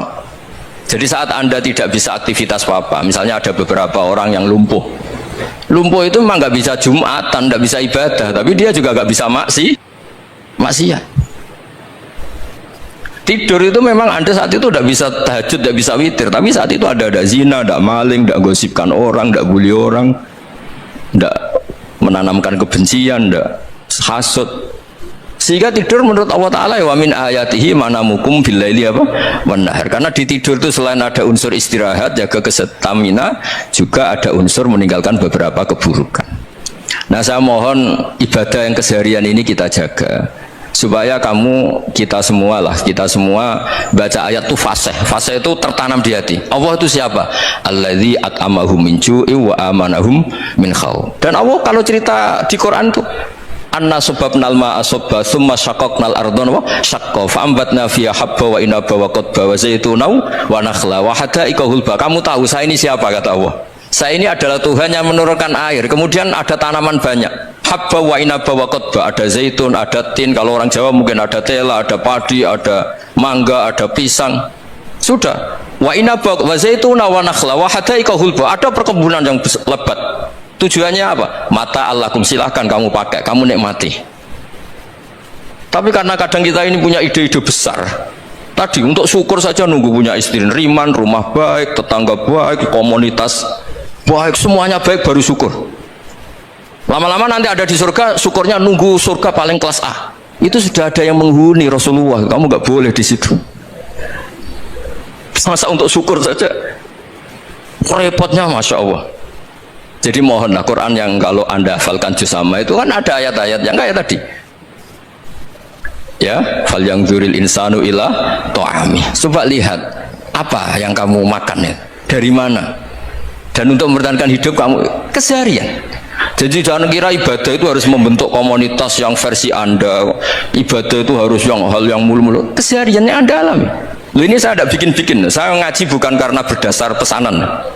Itu ayat yang saya bacakan betul ada ayatnya kan, fal yang dzuril insanu ila ta'ami anna subabnal ma'a subba thumma syaqaqnal ardo syaqqa fa ambasna fiha habba wa inaba wa qadba wa zaituna wa nakhla wa hada'iqa khulba. Terusannya apa? Mata lakum, silakan kamu nikmati. Mata itu silakan kamu nikmati. Ya kayak sampean dikasih hidangan ya makan.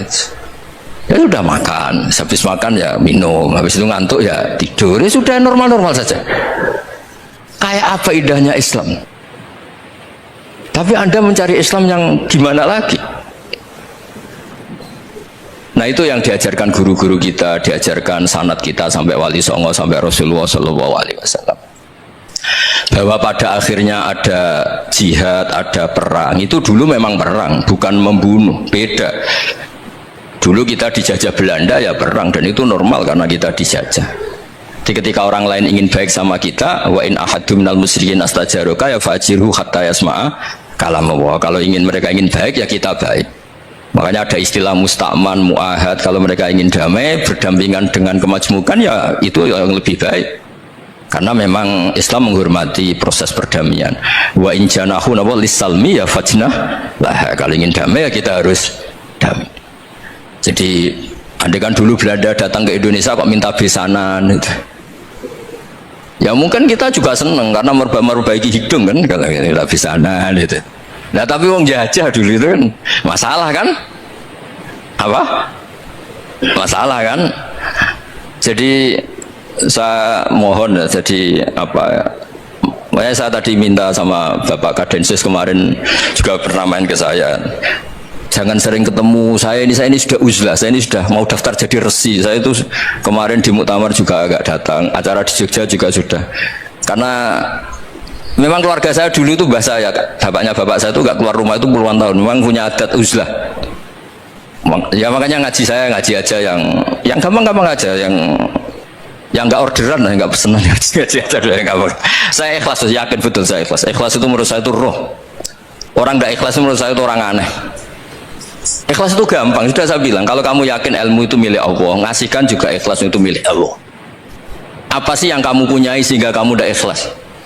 Uang milik Allah, energi kita milik Allah, bumi milik Allah. Kemudian kamu merasa memiliki. Merasa memiliki itu kalau dalam ilmu tasawuf sudah kesalahan kan? Bagaimana Anda punya? Coba tahu-tahu tanah itu kok milik Anda? Karena saya beli dari orang, dari Zaid.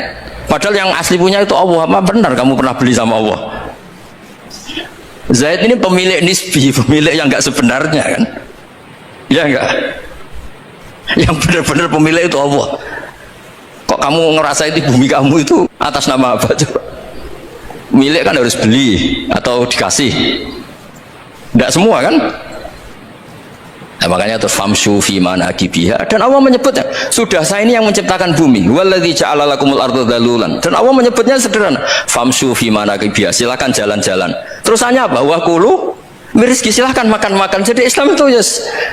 Iya, makanya kiai-kiai itu ada acara makan, sampai ada guyonan fikuli makanin makan di setiap tempat ya makan. Perasaan saya juga seluruh ulama di dunia, saya ulang lagi, perasaan saya juga seluruh ulama di dunia, bahwa Islam masuk itu macam-macam sebabnya. Dulu kita tahu, kita sebagai warga Indonesia, Islam masuk itu ya di bawah orang yang agak kedunyan, ya kayak jenengan lah kira-kira gitu. Ya kayak mbak-mbak ini, ya agak-agak mata duitan gitu.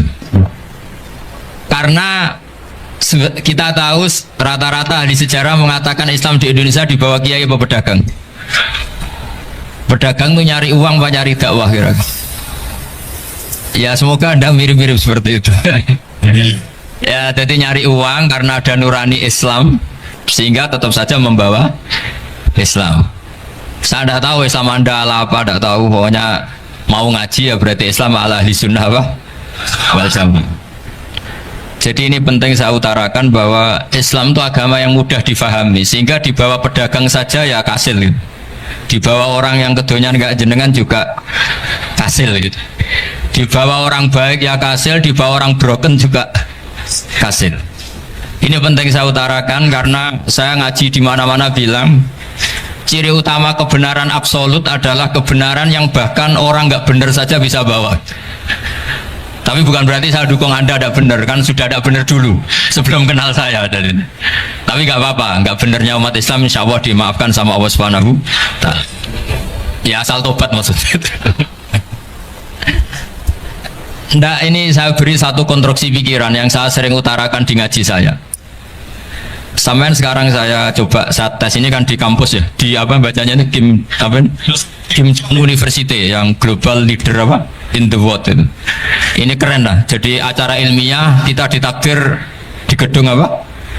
Kampus, gedung universitas di begini. Kalau 1 ditambah 1 2 itu namanya hakikat. Ciri utama hakikat adalah siapapun akan menerima. Saya sekarang tanya sama Anda, kira-kira 1 tambah 1 2 itu musuh Anda pun mengatakan 2 apa tidak? Ya. Pekerja Korea ya bilang 2, rektor Al-Azhar juga bilang 2. Kamu yang sekarang sedang mungkin sebagian broken sama istri juga bilang 2. Istri kamu yang mangkal sama kamu juga bilang 2. Yang cemburu ya bilang 2, yang dicemburuin juga bilang 2. Karena begitu mudah kebenaran absolut diterima oleh siapa saja. Begitu juga eksistensi Allah sebagai Tuhan. Itu mudah diterima oleh siapa saja. Sehingga pembawanya tidak perlu seorang kiai atau gus atau mubalek atau ketua muin, tidak. Cukup karyawan pekerja apa? Korea. Karena kebenaran absolut itu kebenaran yang mutlak. Siapa saja yang waras pasti ngakui. Kira-kira orang yang berpikir sehat pasti berpikir begini, ini yang diajarkan Quran. Bumi ini kadung wujud, sudah wujud kadung wujud, punya eksistensi. Mungkin nggak sesuatu yang wujud kemudian disebabkan oleh sesuatu yang nihilisme, yang tidak ada, mungkin enggak? Enggak mungkin. Yang namanya penyebab itu harus sesuatu yang wujud. Di mana-mana penyebab itu harus punya eksistensi. Karena langit dan bumi ini kadung wujud, pasti penyebabnya adalah wujud. Karena wujud penyebab harus bersifat super. Lah bersifat super ini oleh ulama dikatakan wajibil wujud. Itu akal siapa saja akan terima. Cuma kemudian setelah terima itu orang macam-macam cara berpikir. Mungkin orang Jawa dulu bilang itu Sahyang Widi. Kalau orang sini mungkin bilang apa itu? Dewa atau apa ya? Enggak tahu saya. Karena itu yang teman sampean, enggak teman saya itu. Tapi yang jelas begini, ini konstruksi ini harus kita jaga. Nanti saya bacakan teks hadisnya. Kebenaran sejati ciri utamanya adalah ada absolutisme, ada kebenaran mutlak. Ciri utama kebenaran mutlak adalah diakui bahkan oleh siapa saja, termasuk oleh orang fasik. Orang fasik itu orang nggak benar. Misalnya ada imam masjid besar Istiqlal, ditanya 1 tambah 1 bilang apa? 2. Nanti kira-kira yang lonte juga bilang apa? 2. KPK juga bilang koruptornya yang ditangkap 2. Nah, eksistensi Allah sebagai Tuhan ini kebenaran yang absolut. Maka agama ini juga boleh diterima oleh siapa saja, termasuk oleh orang fasik, orang nggak jelas. Ini penting saya utarakan karena sekarang marak kelompok yang mengatakan orang Islam kalau zina menjadi tidak muslim, orang Islam kalau korupsi menjadi tidak muslim, salah sedikit tahlilan jadi kafir, percaya wasilah jadi itu tidak benar seperti itu. Karena kebenaran eksistensi itu kebenaran yang nggak bisa diganggu gugat. Seperti Anda ini kan warga Indonesia, KPK ya warga Indonesia, koruptornya juga warga. Apa setelah dia korupsi lalu tidak warga Indonesia? Tetap warga. Orang yang meyakini kalimat tauhid setelah dia salah apa terus tidak tauhid? Kan tetap ya. Maka dia tetap Islam. Ini penting saya utarakan. Kalau seorang warga Indonesia yang koruptor, yang macam-macam saja tetap warga Indonesia, padahal banyak kesalahan. Karena status warga Indonesia adalah status yang permanen. Begitu juga status Muslim adalah permanen bagi siapa saja yang melafadzkan La ilaha illallah Muhammadur Rasulullah. Kita tidak bisa mengkafir-kafir kita. Itu juga yang sering dipesankan dan jadi ciri khas ulama ahli sunnah wal jamaah, tidak mengkafirkan orang Islam meskipun melakukan dosa besar. Soal dia salah nanti masuk neraka ya silakan saja, saya ada ikut, paham ya, sampai bisa mencoba. Tapi tetap saja dia muslim. Analoginya tadi, analoginya gampang sekali tadi. Orang Indonesia yang salah itu tidak akan merubah statusnya sebagai warga Indonesia, karena ya memang dia berstatus warga Indonesia. Orang Islam yang sudah melafadzkan syahadat maka menjadi muslim. Saya di mana-mana berkampanye, berfatwa. Orang kafir yang 70 tahun kafir sekali melafadzkan kalimat tauhid itu menjadi muslim apa tetap kafir? Muslim. Masa kita yang Islam terus yang kalimat tahlil la ilaha illallah kemudian menjadi kafir karena kalimat itu? Itu faham aneh apa aneh? Wong yang kafir saja menjadi muslim karena kalimat tauhid, yang Islam menjadi kafir juga karena kalimat. Ini ngajak apa-apaan ya? Ya ngajak goblok-goblokan kira-kira kan gitu. Ini penting saya utarakan karena ini penting. Nah, setelah kamu yakin tauhid, ciri utama tauhid itu apa? Menstatuskan sesuatu sebagaimana hakikatnya. Misalnya bumi Korea, ini statusnya tetap buminya apa? Maka dari awal saya husnudzon sekali sama Allah Subhanahu wa taala bahwa suatu saat di bumi mana saja itu ada tahlil. Nggak ngira kan ada ateis di sini, bumi ateis, kemudian ada tahlil, ada sakduna, ada macam-macam. Karena kita ketika sholat, makanya saya tadi janji akan memaknai kalimat-kalimat yang sering Anda baca ketika sholat. Di sholat saat ada itidal ngendikan apa? Rabbana lakal hamdu, ayo dibaca, mil'us samawati wa mil'ul ardi wa mil'u ma syi'ta min syai'im ba'du. Sama nani secara tradisi pesantren, Rabbana do pangeran kita, laka iku kaduwe panjenengan alhamdu segala puji. Engkau punya segala puji. Mil'us samawati, yang pujian itu memenuhi langit. Tentu langit itu penuh dengan pujian, semua malaikat bertasbih, bertahmid. Karena malaikat tidak ada yang kerja di pabrik, itu tasbih terus gitu. Nggak ada yang nyari uang, nggak ada yang cari won ya. Apa won ya kalau bahasa? Kalau di sini nggak kiainya aja nyari uang. Terusannya apa? Wamilul ardi, dan pujian itu memenuhi bumi. Korea termasuk bumi Allah apa enggak? Jadi saya sudah menduga suatu saat Korea itu ya penuh dengan pujian. Dan ini betul. Siapa yang ngira kalau di bumi Korea ada yang hafal lagu Sakduna itu? Itu lagu kesayangan guru kita semua, Kiai Haji Maimun Zubair. Gak ada yang ngira. Siapa yang ngira kalau di sini ada ngaji seperti ini? Di Rusia juga sama. Uni Soviet itu negara ateis. Tapi lama-lama pecah karena glasnost itu dan perestorika itu. Kemudian menjadi pecahan-pecahan negara Muslim.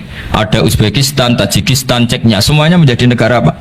Muslim. Karena dari awal lakal hamdu mil'us samawati wa mil'ul ardi, dan pujian itu pasti memenuhi langit juga memenuhi bumi.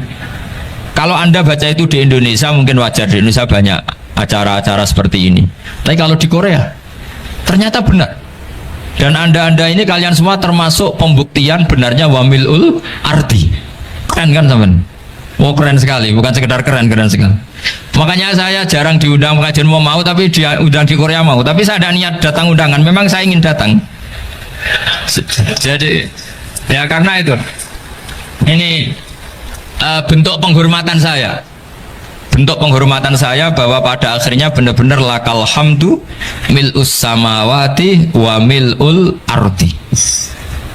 Jadi Anda tidak perlu pesimis, dulu Indonesia juga seperti itu. Banyak Buddha, Hindu, semacam ateisme. Kemudian berkatnya para ulama sekarang jadi negara yang mayoritas Muslim. Korea, barokahnya orang-orang kedonyan seperti ini banyak Islam itu. Nggak apa-apa. Karena sebagian agama Islam, sebagian sejarah ditulis di bawah pedagang-pedagang Gujarat. Kira-kira orang Gujarat ke Indonesia dulu yang namanya pedagang cari apa? Uang. Tapi namanya orang Islam, hatinya tetap adanya tauhid. Nyari uang ya tetap sambil dakwah. Kalau yang ke Korea langsung kiai mungkin tidak seramai ini Islam. Karena kalau kiai datang langsung dicurigai jadi misionaris, jadi ribet malah. Tapi kalau sampean kan nggak ada yang curiga. Namanya pekerja saja nyari uang, dan itu memang fakta. Cuma kadang ya sadar terus ya bagus lah seperti itu. Nggak apa-apa, maksud saya ini saya memberi support, memberi tasya bahwa Allah itu luar biasa. Jadi kalau ingin menyebarkan agamanya macam-macam. Kadang kiai tidak bisa mengislamkan orang, itu anak-anak mahasiswa pacaran itu banyak yang pacarnya itu masuk Islam. Tapi sampean jangan bilang pacaran halal, ya tidak pernah halal. Tapi Allah kalau menghendaki memberi hidayah itu jalannya macam-macam. Ada yang lewat kerja, coba yang bayangkan ada tahlilan di Korea itu semua kiai tidak pernah bayangkan. Tapi setelah banyak pekerja di sini, kemudian mereka insaf atau sedang insaf, tidak tahu ini. Sampai kapan insafnya juga tidak tahu. Tapi yang jelas ini hebat, ini apa? Hebat. Tahu-tahu ya seperti ini. Makanya iman saja, Rabbana lakal hamdu mil'us samawati wa mil'ul ardi. Masih ditambahi wa mil'u ma syi'ta min syai'im ba'du. Karena Allah itu zat yang tidak terperikan, zat yang tidak terbatasi. Maka pujian di langit dan bumi ini masih kurang. Masih ada apa saja yang nanti akan dipenuhi oleh pujian kepada Allah Subhanahu wa ta'ala. Wa mil'u ma syi'ta min syai'im ba'du. Dan pujian kepada Engkau ya Allah akan memenuhi semua ruangan yang Engkau kehendaki. Mungkin suatu saat negara-negara yang sekarang yang paling minim Islam itu di Amerika Selatan, kayak di Argentina dan sebagainya, itu nanti suatu saat nanti suatu saat juga penuh dengan pujian karena tetap Rabbana lakal hamdu mil'us samawati wa mil'ul ardi wa mil'u ma syi'ta min syai'in ba'd. Saya di Jogja setiap akhir ngaji saya ajarin wiridan. Mungkin wiridan ini tidak asing bagi jenengan karena sering saya baca subhanallah wa bihamdihi adada khalqihi wa ridha nafsihi wa zinata arsyihi wa midada kalimat. Bahwa kita memuji Allah itu adada khalqi, sesuai jumlah makhluk Allah. Semua makhluk Allah meskipun kelihatannya mengecewakan, ini semuanya memuji sama Allah Subhanahu wa taala. Meskipun kadang kita kecewa, kadang kita tidak cocok. Coba barokahnya Anda ini agak-agak kecewa gitu dengan Indonesia karena nggak menyediakan lapangan kerja untuk Anda. Tapi ya nggak kecewa-kecewa amat ya, agak-agak saja. Karena Anda tetap semua mencintai Indonesia. Gara-gara agak-agak kecewa cari negara lain. Akhirnya di Korea, ada yang di Jerman, ada di Inggris. Tapi bawaan pernah ngaji di musola, Islam ini ke bawah. Sehingga karena Islam ini ke bawah, tahu-tahu ada komunitas yang memikirkan Islam. Umumnya orang mikir Islam itu ya bikin masjid. Kalau di Korea unik, nyewa apa? Nyewa gedung untuk masjid. Itu kalau diceritakan di Indonesia aneh. Ini masjid sewaan. Masjid. Tapi kalau di sini lazim karena kalau beli mahal ya cukup sewa. Saya tidak tahu kalau dalam terminologi agama tempat Anda sujud ini nanti jadi saksi di akhirat. Itu yang permanen apa yang sewaan tidak tahu. Jadi nanti bumi ini tanya, ya saya ya Allah pernah dipakai sujud, tapi setelah 1 tahun nggak kuat menambah lagi. Makanya saya dukung tadi yang ada gerakan masjid apa. Sebenarnya permanen nggak permanen itu tetap bagus, ada usah memaksakan. Yang jelas saya sudah ikut nyumbang lelang tadi, dan saya berharap uang itu benar-benar untuk masjid. Kalau untuk tamirnya juga nggak apa-apa, yang penting untuk menghidupi masjid. Saya juga termasuk kiai yang nggak suka kalau hukum itu terlalu fanatik. Misalnya uang ini untuk masjid, kemudian imamnya diterlantarkan karena alasannya ini untuk masjid. Imam kan tidak masjid. Nah ini kalau imamnya nggak diservis kemudian mutung terus pulang ke Indonesia, ini jadi masalah. Tapi saya juga nggak suka kalau ada negara gitu. Betul-betul saya nggak suka. Yang imamnya itu terlalu diservis. Ini buruk sekali kan. Pernah ada anekdot, ini anekdot tapi nyata. Ada negara yang sangat sehat, ya, Islamnya sangat sehat. Itu imamnya 1 bulan tuh digaji 70 juta. Kira-kira 70 juta dibagi 1 hari berapa? 5 sholat ya? 5 kali 30 berapa? Kira-kira saja 150. Berarti per sholat dapat berapa ya? Kira-kira kan biasa potong gaji kalau berapa kira-kira? Singkat cerita, si kiai dari luar negeri tadi cerita apa Indonesia? Kiainya miskin-miskin, datang ke masjid kan kadang pakai ontel, adzan sendiri, qomat sendiri, sholat sendiri kadang. Itu nasib orang-orang Sragen dan Salatiga sebagian. Itu yang lapor karena mereka itu. Kalau Rembang insya Allah enggak. Tapi ada semuanya Salatiga, sebagian begitu. Itu yang cerita kiainya, bukan ini bukan hoax. Memang kiainya cerita nasib kiai di Salatiga Gus katanya. Itu digojlok, tapi tetap sholat. Sehingga cerita orang tadi cerita, imamnya di sana naiknya Mercy, muadzinnya pakai BMW. Itu tetangga sebelah Indonesia banyak yang fasilitas imam seperti itu. Karena gajinya sampai 70 juta. Setelah dia cerita bangga karena negaranya mengapresiasi imam sholat, sama kayak Indonesia dia omongin gini, makanya kamu sholat terus takut potong gaji ya gitu. Itu kagetnya bukan main dia. Dikira itu satu sifat kelebihan negaranya, ternyata buruk sekali karena imam sholat karena takut potongan gaji. Akhirnya ke Indonesia bangga, alhamdulillah kita sholat tambah gaji dan tetap sholat. Keren mana yang digaji sama Anda? Ini yang di atas ini banyak calon imam. Tidak keren mana imam yang digaji sama Anda? Keren yang enggak. Tapi kalau pertanyaannya dibalik, keren mana jamaah yang peduli imamnya sama yang enggak peduli?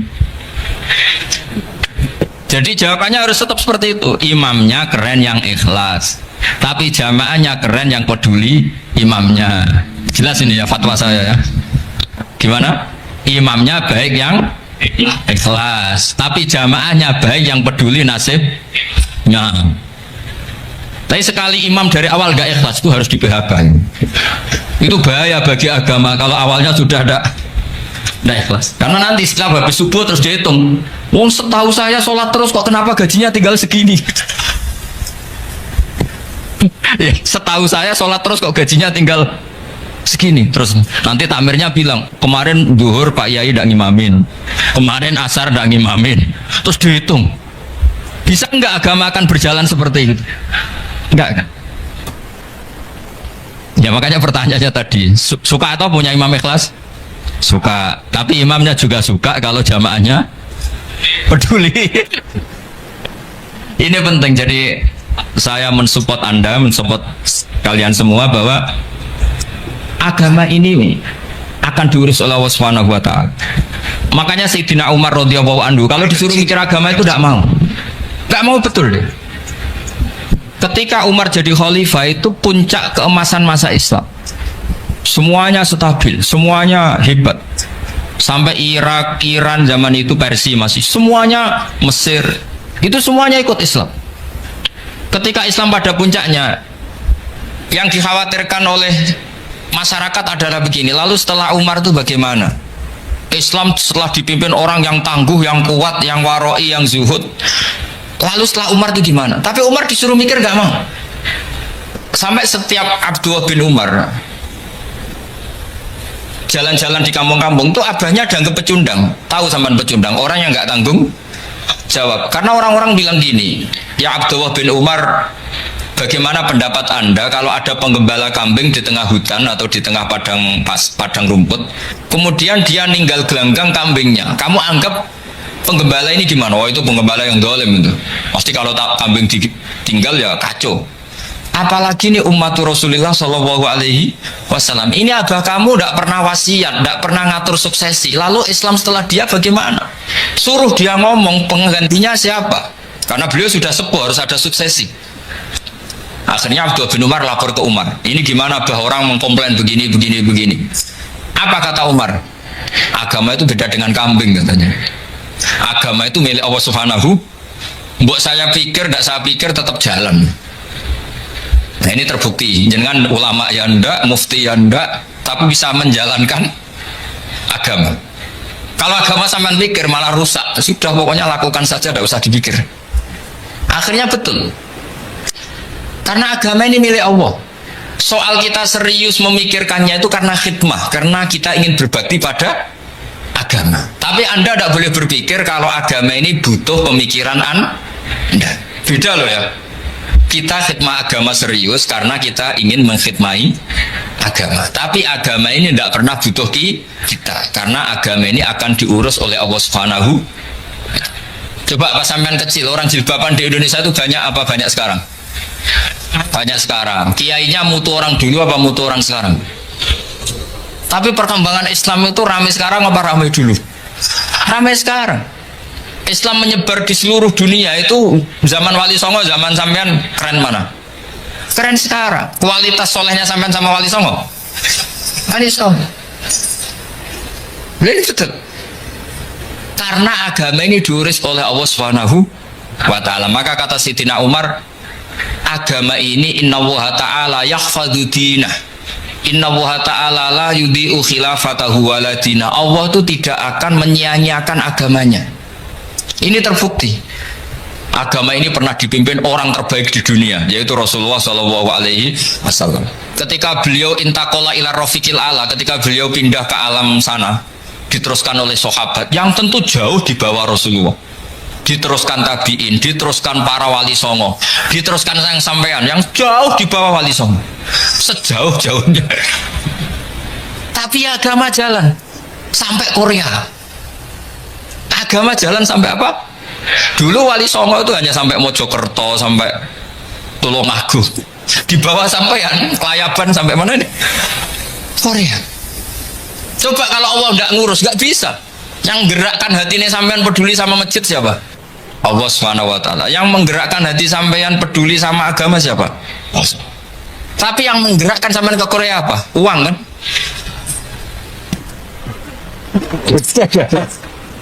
Enggak, enggak apa-apa, jujur saja, jujur ya, santai aja. Ini bagian dari keramatnya jenengan. Niatnya agak bener tapi dibenerin Allah di sini. Dari awal niatnya kan uang gitu. Tapi setelah di Korea dibenerin Allah. Mbok ingat agama, guys. Keren kan? Makanya yang syukur sama Allah Subhanahu wa Ta'ala. Yang bisa hanya Allah Ta'ala. Makanya dalam dunia kiai selalu baca apa? Alhamdulillah alladzi hadana lihada wa ma kunna linahtadiya laula an hadana Allah. Alhamdulillah kita diberi hidayat seperti ini. Kalau tidak Allah tidak bisa. Sudah mata duitan, kadang istri ngomel, mertua tidak percaya. Sudah setengah-setengah broken gini saya tahu sampai ke Korea itu karena broken pas saking sayangnya keluarga. Potensinya hanya dua, dibela-belain kerja demi keluarga atau agak broken maka kesini. Tapi apapun potensi itu tetap baik, itu takdir sudah, itu takdir tidak usah dibicarakan. Semua itu apa? Karena orang kalau sedang rukun ya tidak mau tukaran, kalau sedang tukaran ya tidak mau rukun, itu sudah semuanya takdir. Kata bapak saya dulu kalau ada orang mau jualan tanah, Pak Yai tanah saya mau saya jual, ini gimana padahal ini tanah warisan. Kata bapak, nak waya adol ya adol, memang ini saatnya jual ya jual saja. Nanti kalau kaya saatnya beli ya beli saja. Karena kalau sudah saatnya jual mau beli ya nggak mungkin kan, mau memang saatnya jual. Kalau sudah kaya kan nggak mungkin jual tanah, saatnya beli. Maka semoga masalah di keluarga sampean ya masalah musiman. Maksudnya yang tukarannya ini musiman, yang rukunnya permanen. Jangan tukarannya permanen, rukunnya musiman. Setelah melihat yang lebih cantik, katut babon, nggak tahu saya kata. Nah ini semoga katut masjid ini bagian dari kafaroh sampean itu. Jadi kafaroh kesalahan-kesalahan di sampean. Ini penting saya utarakan karena agama itu beda. Agama ini diurus oleh Allah Subhanahu. Jadi kita mengerahkan pemikiran itu bukan karena kita akan menyelamatkan agama ini, tidak. Agama ini diselamatkan oleh Allah Subhanahu wa Ta'ala. Coba kayak apa Uni Soviet kuatnya itu, mengkooptasi supaya orang semuanya ateis, semuanya komunis. Itu 100 tahun Uni Soviet begitu. Tapi orang-orang Uzbek, Ceknya, Tajikistan tetap mengajari anak-anaknya tauhid. Itu ada yang cerita itu sampai mengajarkan tauhid itu di bawah tanah, di basement.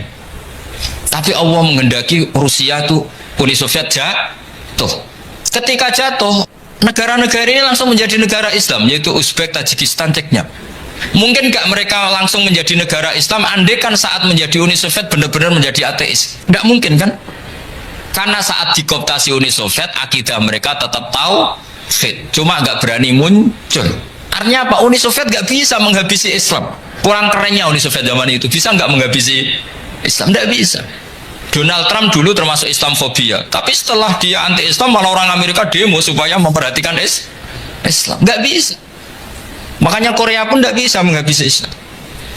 Kalau sampean menghabisi Islam sendiri bisa, karena terus nggak mau sholat, nggak mau zakat itu sampai. Tapi sampean tahu yang Islamnya habis, Islam tetap baik-baik saja. Makanya ini penting saya utarakan supaya kamu pede bahwa agama ini pernah dibawa orang yang pedagang. Ya soal ada sebagian pendakwah yang ikhlas ya banyak, tapi sejarah yang gampang kita lihat adalah Islam itu dibawa oleh apa? Pedagang Gujarat, pedagang India. Nggak apa-apa sejarah itu meskipun sebagian menentang nggak apa-apa, tapi sejarah itu tetap ada. Pasti sebagiannya memang seperti itu, dan itu tidak masalah.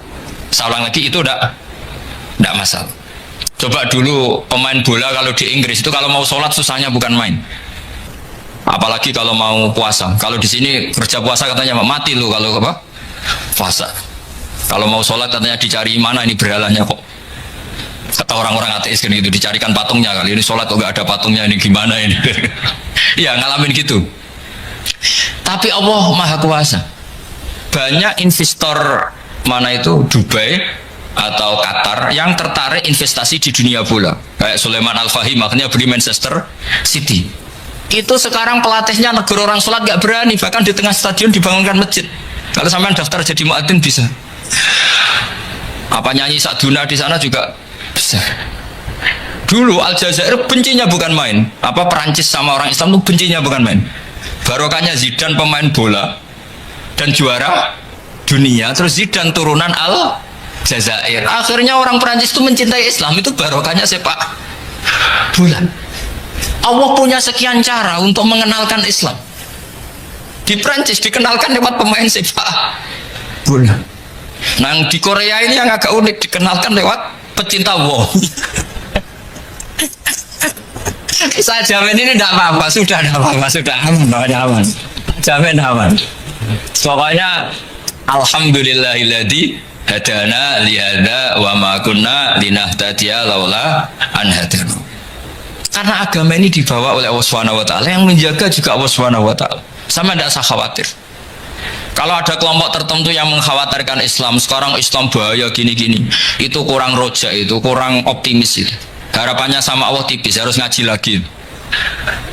Agama ini limangka nayarjuwa hawal yaumal akhir. Agama ini bagi yang terus-menerus berpengharapan kepada Allah Subhanahu wa taala. Agama ini limangka nayarjuwa, coba bahasa Arabnya roja, yarju rojaan. Maknanya harapan. Jadi agama ini bagi yang selalu berpengharapan, bukan yang pesimis, bukan yang hati kecil, apalagi yang tukang putus asa.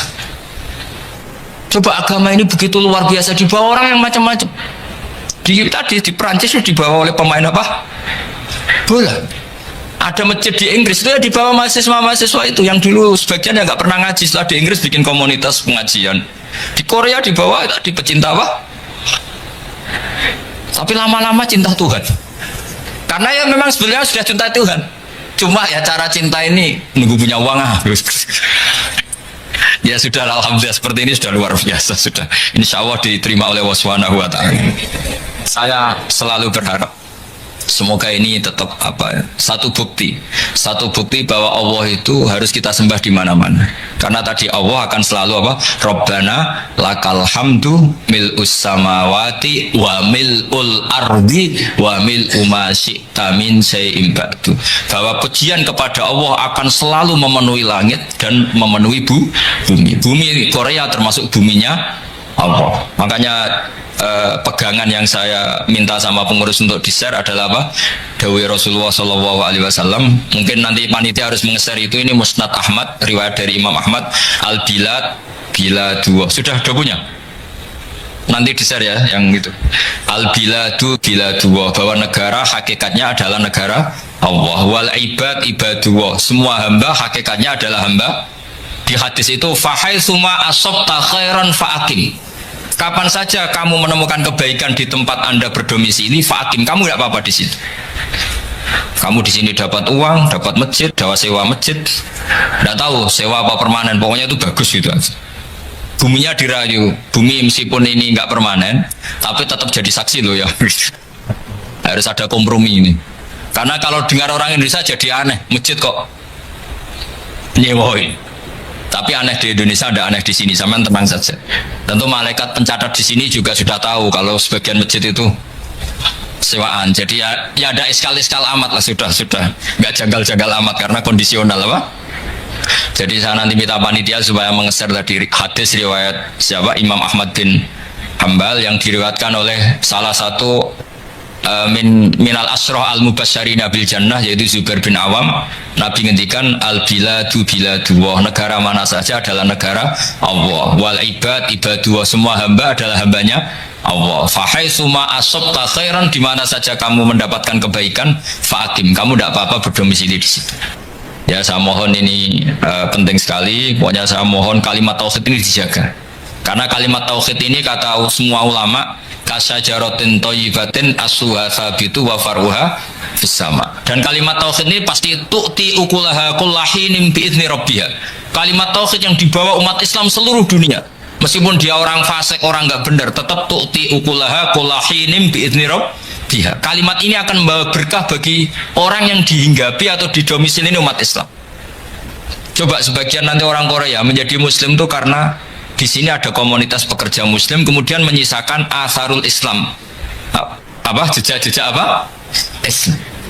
Enggak apa-apa, pasti kalimat ini tu'ti ukulaha kullahinim biizni rabbih. Jadi kalimat tauhid adalah kalimat yang kata Allah tu'ti ukulaha kullahinim biizni rabbih. Anda tidak usah khawatir bahwa apa yang Anda lakukan apapun kecilnya akan ditulis oleh Allah Subhanahu wa taala. Kata Allah wa naktubu ma qaddamu wa atharahum. Di mana di surat Yasin itu?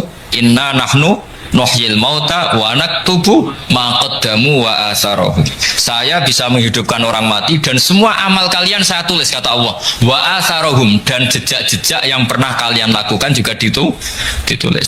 Sampean kena apa kok sholat? Ya mergo jati diriku kawula, nak kawula apike takdim sujud ning pangeran. Fasjudu lillahi wa la tuti'u wasjud. Jadi pertama kajian Nabi untuk wahyu surat Iqra. Kegiatannya Nabi piye pokoke urip ku wasjud. Waktu ya sujud lan mendekat ning pangeran. Wes titik urip wis ngono tok. Wes nak sujud ku nikmati. Bahwa ini nikmat terbaik, kehidupan sangat terbaik. Makanya ngendikane Nabi kan apa sholat, pakaan nah sholat muwaddiin. Koyo-koyo itu sholat wong sing pamit, itu terakhir sholat Anda. Ya terakhir sholat. Nah saiki kan ada iso sholat qobliyah ba'diyah, ya sholat fardhu sing tenan. Itu kok sholat fardhu ora tenanan. Bar sholat fardhu jadi wah namno fardhu ora pati bener kok tak jabli mbek sunat. Nah bener iku substansif ora iso jabli sunat iso ketambeli ora ora bener iku ora substansif ana substansif cara mobil iku bane sing copok kedane iki bane sing copok ana rusak kena bau bane coplok. Makanya yang benar itu fardhu itu dikukuhkan secara benar, rukun syaratnya dikukuhkan. Baru kalau kesalahannya tidak krusial itu bisa ditambal dengan apa? Jannah. Tapi nak kesalahan krusial ya fardhunya harus diulang, ora kok ditambal dengan apa? Jannah. Eling-eling ya tawarai carane jadi wali. Jadi carane jadi wali ku mikir apa paling penting. Mau kan liwat jembatan iso itu paling penting. Hakikate ora kok mergo mobilmu. Mergo jembatane gak rusak. Buktine kira liwat mobil lah, mlaku ya iso liwati jembatan, mergo jembatane ora rusak. Ana mobil lah nak jembatannya rusak raiso, berarti penting di mobil ke jembatan, penting jembatan. Tapi uang darah nih rata-rata lebih penting. Ya wahakada. Ketika kita bisa makan, hakikat yang paling penting adalah kita mendapatkan oksigen, mendapatkan kesehatan yang cukup. Baru di antara pentingnya adalah nasi. Tapi seringnya kita bahas yang paling penting nasi. Ya begitu terus. Akhirnya kita ini qolat ma'rifatul billah. Mesti ma'rifah yang pangeran itu sidik. Kue tidak bahagia karena dihujat orang, itu nunggu sekian kasus baru dihujat orang. Nah dihujat wong lagi susah, wong lagi maki-maki wong harus susah. Sebelum orang lain menghujat Anda, hakikat Anda sudah orang yang menderita karena Anda sering menghujat diri sendiri. Gusti, melarat orang barbar, dibujuk wani, tonggo rasa seneng aku, awak opo Gusti. Itu kan berarti Anda menghujat diri sendiri. Jadi yang paling menyengsarakan kita itu siapa? Ya diri kita. Seperti nak melarat, pengen di mobil, pengen di kepenak, ya malah tersiksa. Waktu balik wong raiso terbang, pengen munggah Mars, malah tersiksa. Raiso terbang ya wes nek mati ning isor. Alhamdulillah Gusti raiso terbang. Dadak malah layak pentemu dikunci, teng dene mawon pun penak. Wis ngono wae. Malah kepenak kan. Ini penting. Jadi semua kesengsaraan kita ini karena kita berpikir nuruti nafsu. Andai kan kita tidak berpikir nuruti nafsu, maka kita tidak pernah sengsara. Misalnya sampean urip tukaran mbek wong, tanggamu ngrasani kowe. Kowe nuruti syariat Allah. Alhamdulillah Gusti dirasani tangga, dosa kula kurang. Wis penak. Bojomu ngamuk. Jare nak Gusti jare jantung nak boten disupport niku marai mati gitu. Alhamdulillah niku wonten penggerak napa jantung. Ngono. Pokoke sing seneng urip ku sing seneng. Misalnya tetir utang jare tiang-tiang Gusti rawang ra diutang ora kreatif. Kenapa jaga akeh lho. Pokoke ngono kabeh delok positif. Piye-piye dawuh ulama tasawuf niku jeling tenan dawuh ulama. Kabeh ulama tahu sepakat. Kula hafal makalah itu. Nafsuka matiyatuka farfuki. Piye-piye awakmu wis kadung dadi kendaraan sowan ning pangeran farfuki. Kowe kudu mbok welasi. Piye-piye wis dadi kendaraan ilawah. Misalnya kula kok sayang rai kula, mergi rai niki sing kula damel sujud Gusti. Tangan kula Gusti, tangan niki sing pas kula sujud tak tekan teng panggonane sujud, mergi kepen sujud jenengan. Jempol kula Gusti niki sing kula damel sujud. Termasuk sifat yang buruk sekalipun, misalnya Anda duwe verji Gusti, baru kayak kalau jimak bojo kula gadah turunan kula mesti jemben do kepengin sujud teng jenengan. Dan itu Nabi biasa membicarakan gitu. Nabi boten tiang Jogja, tiang Solo, terus anak pantes ra diomongno boten. Nabi tiang Mekah. Jadi anggar hak ya dingendikan. Ya Nabi biasa ngendikan wa fi buti ahadikum sedekah. Bahkan dalam verji Anda, alat kelamin Anda juga ada sedekah. Sampai sahabat tanya, bagaimana mungkin ya ayati ahaduna syahwatahu wa walahu ajrun? Bagaimana mungkin urusan seks dapat pahala? Kata Nabi, karena kamu kalau salah tempat juga dapat maksiat. Maka sekali orang bersenggama dengan istrinya kok niat ninggalno zina lan niat nglahirno umat Rasulullah, maka dapat pahala besar. Artinya semua yang ada diri kita itu adalah alat ibadah. Jadi mripat wong delok wong alim padha karo ibadah sekian tahun. Kok kowe duwe irung ibu bos itu. Kok dicangkem kok mangan, baru kowe mangan kowe kuat salat, baru kowe cangkem kowe iso wiridan.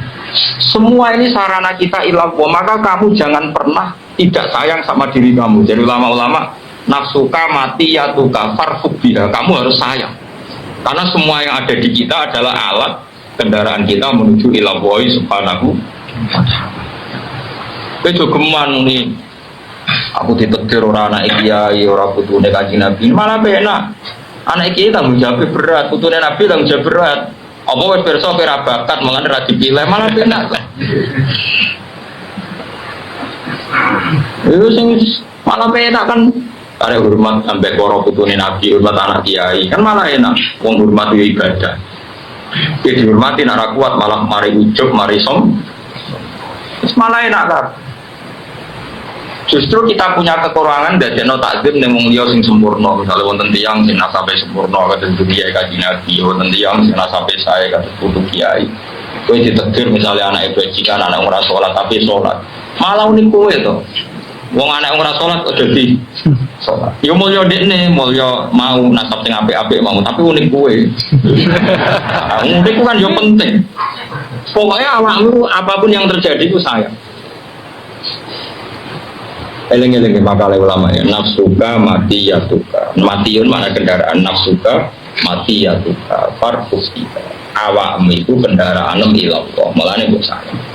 Misalnya kayak eling rai ini rai sing kula damel sujud, tangan sing kula damel sujud, sing kula damel sedekah, damel kula kerja golek nafkah sing halal. Bahkan farji sekalipun iku sing dadekno kowe tafsir umat Rasulullah sallallahu alaihi wasallam. Dewe Nabi tanakahu tanazalu takataru fa inni mubahin bikumul ummah. Sing nang nikah nang dia anak tak iso ya akeh, aku iku bangga nang umatku.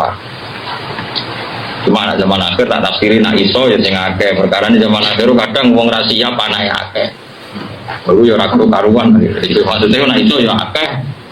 Ya sing jadi kebanggaane Kanjeng Nabi. Ojo akeh terus ning dalan-dalan nggo lampu wah iku repot. Eling-eling ya. Jadi kita ini punya nafsu dan nafsu ini alat kita masuk surga. Mulanya dawuh Umar bin Abdul Aziz kula eling. Min mana kibi Umar bin Abdul Aziz itu dia ngetikan bro eling makalah. Innali nafsan tawwaqah. Saya ini punya nafsu yang sangat-sangat berontok. Berontok itu nak cinta, nak seneng itu ora kebendung. Umar bin Abdul Aziz dia ganteng ya, ganteng anak rojo. Wah, beruang itu seneng dekne wong calon putra mahkota. Bareng dekne jadi khalifah, wawahe kurun teh. Padahal pas jabat. Kita kok kena opo sampean saiki kok buru padahal jadi presiden. Innali nafsan tawwaqah, karena saya punya nafsu sing sangat berontok. Aku zaman nom sekali seneng cawe itu kudu kasil dari bojo. Saiki aku ya kepengen bus warga kudu kasil. Dina rino poso nak bunyi tahajud. Mergo aku innali nafsan tawwaqah. Ora kaya kowe seneng duit tenanan bareng seneng tahajud tak kobre. Oh iku gak priya, iku gak de selera blas. Seneng duit tenanan, seneng cawe itu tenanan bareng seneng pangeran salat be angop. Kewani angop ngarepe pacar murah wani. Kan nom-nom saiki pecundang, seneng nak pacaran macak mlidit wapi barang wis salat be angop. Mestine nak kowe dhe nafsu sing tawaqah, sing bronto, harus fair. Nak bronto cawe itu wae kowe siap-siap seperti itu, pomene bronto mbek suar. Itu hebat Umar bin Abdul Aziz kan innali nafsan tawaqah. Saya ini sekali duwe kesenengan kudu kasih. Aku zaman nom seneng cawe itu kudu kasih. Saiki aku wis tuwa kepingine swarga kudu kasih. Nak rinon ku poso. Nak bengi niku tahajud. Mboten wani mangan gajine, wedi nak ndekne dadi Amirul Mukminin ora sukses. Mulane tenggene kitab-kitab darani khamisul khulafa, khalifah niku sekawan. ono khalifah dinasti tabiin namun sinten Umar bin Abdul Aziz. Lan kenapa ya komisal khulafa gelare napa ya komisal khulafa. Sampai. Jadi misalnya kados kula sebagai wong alim pengen tenan umat Nabi niku iso ngaji. Sekali ngaji ya seneng tenan. Kula lara lan ngaji nggih mari seneng tenan. Tapi nak urusan ra ngaji niku kula rada tersiksa. Ojo kok muni seneng tapi ora sithik prai. Kan kula mbek kiai-kiai yang lara prai niku rada engkar. Kok mboten ngaos nembe sakit. Kula rada engkar. Padahal pas nembe sakit salami templek ditompo mestine kok mboten sakit nampi nembe sakit kan dadi fair.